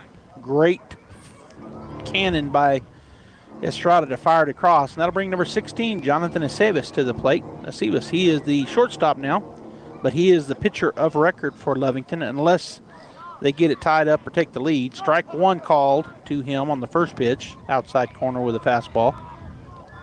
He is 0 for 2. He flew out his first at bat and then struck out swinging his second time through. 2 outs. The Bulldogs now lead by 6 as they got to run across. It's 10-4. His pitch, same place, same result. Strike 2, outside corner.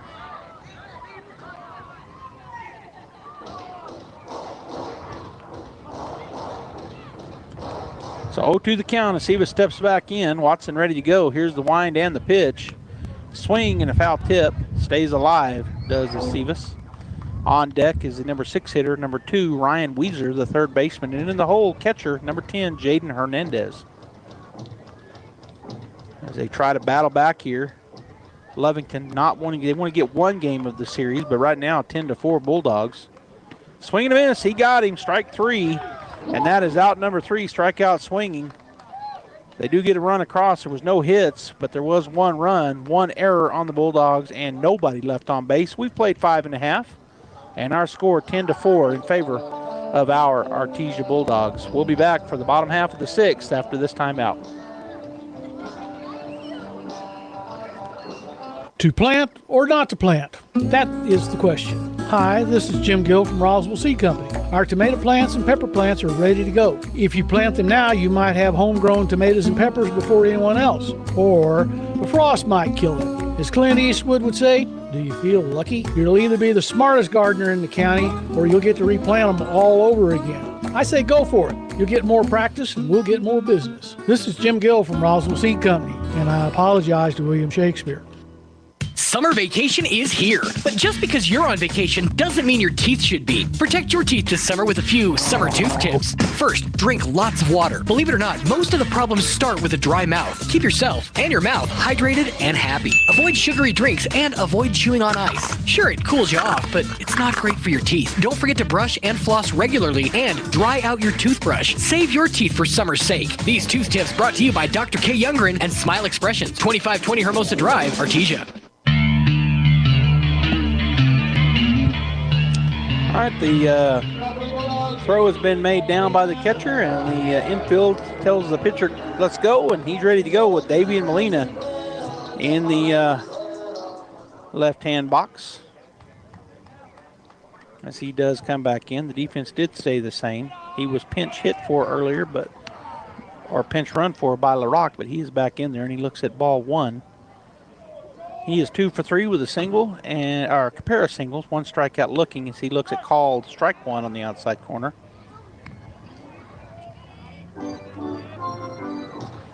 So 1-1 to count to Davian. Nia Estrada on deck and Julian Rodriguez in the hole. Here's the pitch swung on, hits it well, but foul down the right side. He did that while ago. He ripped one over there into the batter's pen, and he did it again. But foul ball. So strike 2. 1-2 now the count as Molina steps back in. He steps up right up on the plate and up in the front, as most of the Bulldogs have been. This is down and in for ball 2. 2-2 now the count to Molina. 10-6 Bulldogs as they look to get the clean sweep and be 6-0 in district. There's a pitch. There's a line drive into right center field for a base hit. So Molina on with a leadoff single, and that'll bring Nia Estrada to the plate. Estrada 0 for 3. He has been on the base path as he reached on an error his last at bat. He'll step up to face the pitcher Ochoa, I think for the first time since he has come in. Here's the pitch. Outside, ball 1. On deck, Julian Rodriguez, and in the hole, Seth Morris for the Bulldogs as they lead by 6 here in the bottom of the 6th. Here's the pitch. Curveball, that's a ground ball, seeing eye single on the left side between the shortstop and the third baseman. Nice piece of hitting there as he drives the ground ball that way. So everybody's safe and nobody out, and Julian Rodriguez coming to the plate. He's 2 for 3. Flew out his first time up, got a bunt hit his second time and singled his third time, so 2 singles in a row, one of them a bunt. And now has runners at first and second with nobody out. Rodriguez steps in on the right side to face Cayman Ochoa. Here's the pitch. Swung on, fouled off to the right side for foul ball, strike 1. There it is. I hear him now. Good.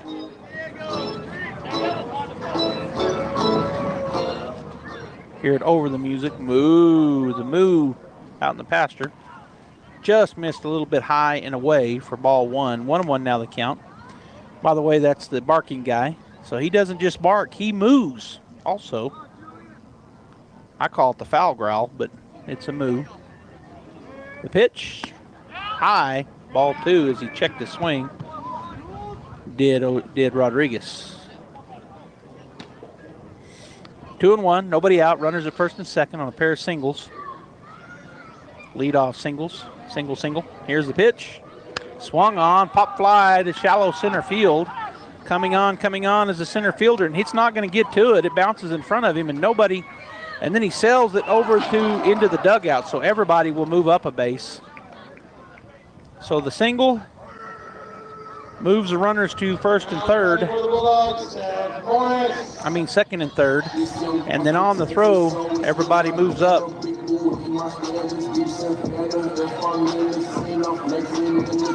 On the error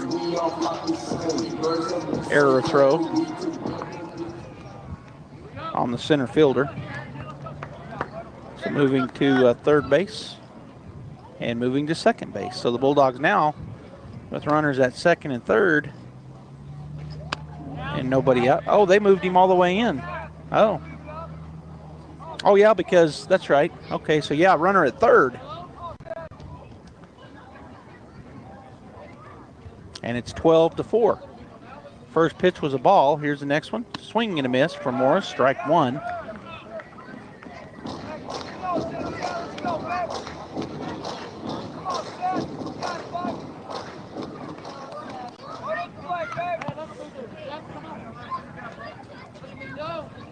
And that pitch misses down and away for ball 2. So 2-1 now the count.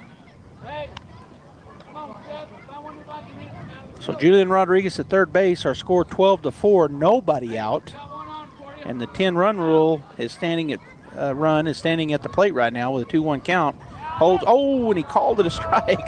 Thought it was high, but he held the swing, but he called strike 2. So 2-2 now the count to Seth Morris. Bulldogs now leading 12-4. Seth is 0 for 2, a strikeout looking and a ground out, and he will look at that ball high for ball 3. So a full count now to Seth.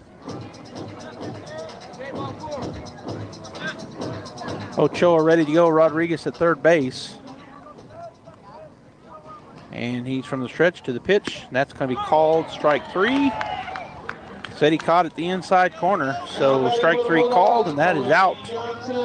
Number 1, strikeout looking, and that'll bring Cody Johnson to the plate. Cody is 0 for 1 with a walk and a ground out and a walk. So a pair of walks for Cody. He steps in on the right side for his 4th at-bat. Cayman Ochoa from the stretch, taking a look into Hernandez, gets his pitch, comes set, and to the plate. Low and away, ball 1. On deck is Cody Watson, and then we're back to the top of the order, Devin Fierro in the hole. Bulldogs get 2 more runs. That'll end the ball game as they lead 12-4. If not, they'll go into the top of the 7th with the lead. There's a pitch, swing and a miss. Woo, he took a big cut, come up empty. 1-1 now the count. Looked like he was trying to hammer that one out of the park, and there's just a breeze now coming out of the south. Not a very strong wind, just a breeze. The flag out there in the visitors' bull cage still moving around, but here's the pitch, high and tight. Ball 2. So 2-1 now the count.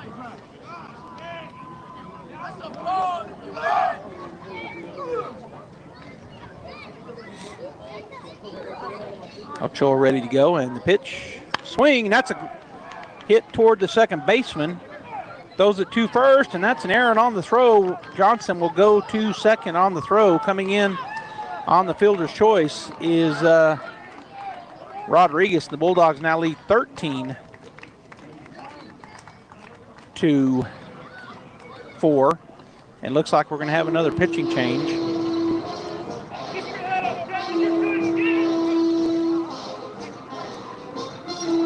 So Rodriguez will come home safe on that fielder's choice. And Johnson ends up second on the error on the throw. So, and now we've got the coach back out, and now the umpire talking to him.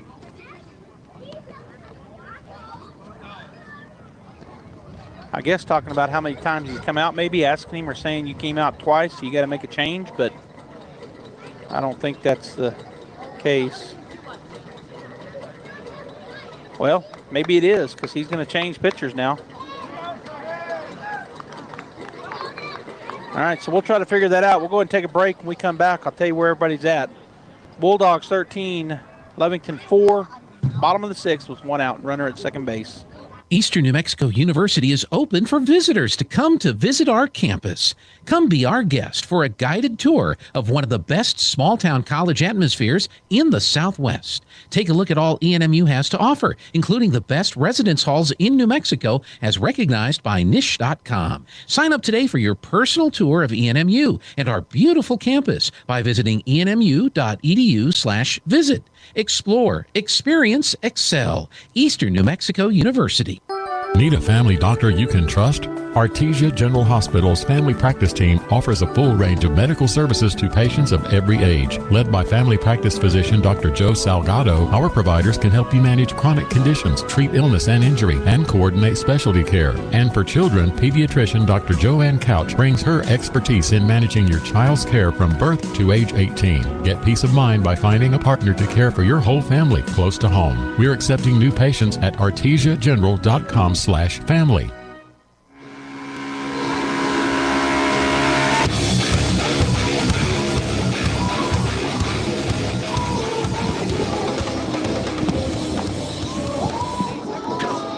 All right, so we're back here as the pitching change was made. Ochoa moves back out to center field. The third baseman, Ryan Weiser, will go to the mound. And the center fielder who started at shortstop, Mike Pendo, will move to third. Coming in to pinch run is number 15, Bradley Valenzuela. And he comes in for Cody Johnson to run. He represents the 10-run rule. If the Bulldogs are able to get him across the plate, that will end the ball game. They won by a bunch last night, 10-run rule. They won by the 10-run rule in game one tonight. And now threatening to 10-run rule Lovington in all three games and get the sweep here in this three-game series and go to 6-0 in district, which is fantastic for the Artesia Bulldogs. They'll have the big matchup next week with Goddard. Play here at Brainard Park next Thursday at 5 o'clock, and then at Goddard Friday night, 5 and 7. Bulldogs were ranked 7th coming into this ball game, but likely to move up some with a 6-0 district standpoint. We'll see. But looking for a top 8 seed, so they'll get a home best-of-3 series in a couple of weeks. All right, so Weiser on the mound, and at the plate, Cody Watson, 2 for 3 as Weiser steps off and does not throw it back. Just Bradley Valenzuela dived back in safely. Watson reached on an error. He hit a single and he's hit a double. He's been on path all 3 times. And again, the pitcher steps off, so he hasn't thrown a pitch yet. 1 out. Watson ready to go at the plate. Weiser comes set. And the pitch. High and away, ball 1.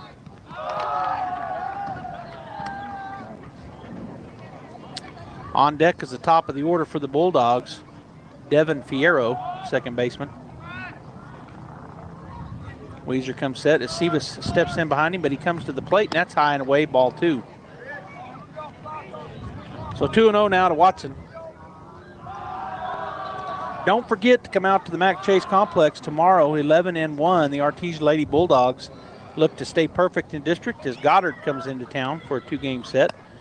That one he calls a strike, so they caught the front end of the strike zone and the upper side, 2 on the outside corner for a called strike 1. 2-1 the count. Watson steps back in. Bulldogs have gone through district right now. They're actually 8-0, I think. Here's the pitch. Outside for ball 3. Because they've beaten, they've beaten Portales 4 times, and they've beaten Goddard twice, and they've beat Lovington twice. Yeah, 8-0. And so they've got 2 more tomorrow and next Tuesday, and that's ball 4. Watson will walk, and that'll bring Devin Fierro, the leadoff batter, to the plate. Runners at first and second, 1 out. Fierro 1 for 3, struck out looking. He's hit a sacrifice fly, he's had a ground out, and he has a single.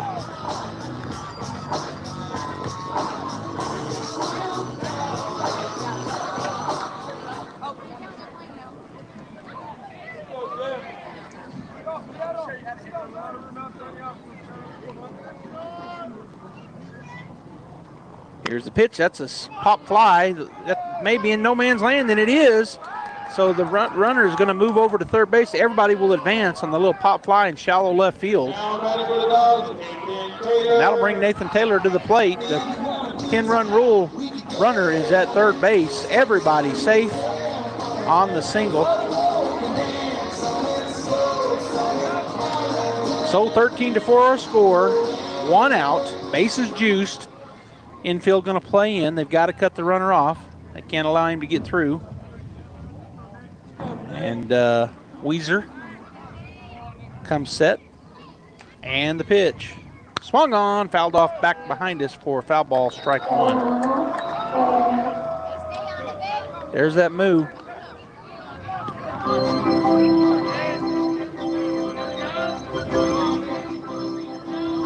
All right. Again, infield in. Weiser comes set. 0-1 pitch. That's high. And whoa, it gets by the catcher. And that will end the ball game. Is coming in to score is Bradley Valenzuela. And the Bulldogs will get game number 3. And they sweep the Lovington Wildcats as they win 14-4 here in game number 3. And that is the ball game as Artesia wins. And I'm going to go ahead and wrap this game up. We're going to have a break, and when we come back, we'll have the final stats for you here on the Guy Chevrolet postgame show. We'll be right back. It's Chevy Truck Month at Guy Chevrolet Company in Artesia. Right now, take advantage of 0% APR for 48 months, plus a $1,000 accessory allowance when you purchase eligible GM accessories. We invite you to come see us today for a quick, hassle-free buying experience and drive home your new Chevy, Buick, or GMC, or one of our hand-picked pre-owned vehicles. Visit GuyChevy.com or come see us now at Guy Chevrolet Company on the corner of 1st and Main in Artesia. On approved credit must finance with GM Financial. Offer ends May 2nd, 2022. All right, let's get out the old grocery list here. Let's see, eggs, milk, bread, insurance. I don't want to shop for insurance. Fortunately, you don't have to. George Gandy Insurance is here for you, shopping and comparing rates from different insurance carriers to save you money, time, and hassle. Visit a George Gandy Insurance location near you today. We keep you covered, George Gandy Insurance. Chaos Cafe is the place to kick your taste buds in the face. With some of the best food around, including a big breakfast that can scratch that itch. Whether you're fiending for French toast or begging for biscuits, they've got you covered. Plus, great lunch specials, signature burgers, and some of the most satisfying portions in the galaxy. Chaos Cafe backs the Bulldogs and the student athletes that work hard and play harder. Open Monday through Saturday from 5:30 till 2 at 501 South 1st in Artesia. Put a little chaos in your day with Chaos Cafe, and go Bulldogs. Registration is now open for summer and fall classes at ENMU Roswell. Summer classes start June 6th. Fall classes start August 15th. Whether you're a new student, returning student, or want to learn new skills or a trade, they have the programs and financial aid to support you every step of the way. Take classes during the day, evening, or online. Talk with an advisor today. Call 575-624-7294 or log on to roswell.enmu.edu. This is John. Hey, my name is John Jackson. He's not some actor. He's a steward of the land with a John Deere 3 Series tractor and a PTO Quick Connect that hooks up rear implements with a single click. John runs with us because to him, there's nothing more important than connecting with the land. Nothing runs like a Deere. Hear John's story at Deere.com. Stop by Pecos Valley Equipment in Artesia and Roswell, or visit us online at pecosvalleyequipment.com.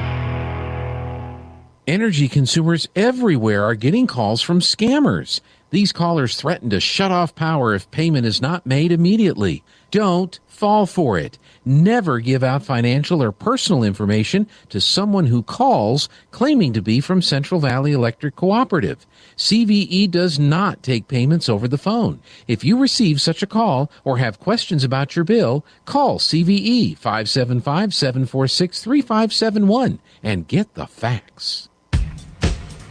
Welcome back to the Guy Chevrolet postgame show. The Artesia Bulldogs sweep the Lovington Wildcats, getting the win last night, getting the win earlier tonight in the first game of the doubleheader, and getting the 10-run rule win in game number 3 as they had done in games 1 and 2. For the Lovington Wildcats, Jonathan Sivis takes the loss. He gave up 7 earned runs. His ERA in the ballgame, 14.54.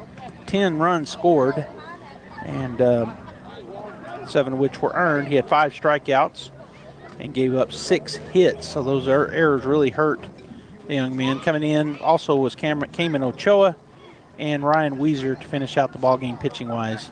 The Lovington Wildcats ended up getting 2 hits off of the pitcher for the Bulldogs, who gets the win. That young man, Cody Watson, he goes the entire game, gives up those 2 hits, and has an ERA of 0, 1 strikeout, and the 1 run. He had to give up a base on balls. He had an ERA, like I said, of 0.0 as that run was unearned. See ya.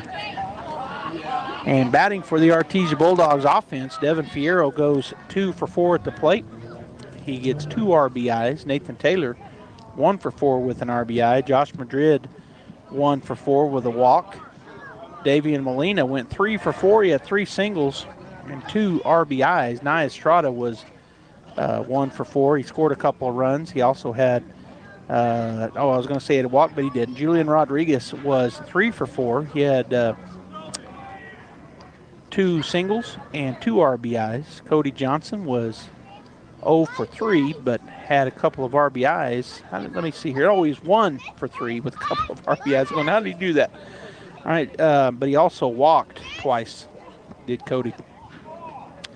Let's see. Cody Watson was 2 for 3 with a walk and 2 RBIs as well.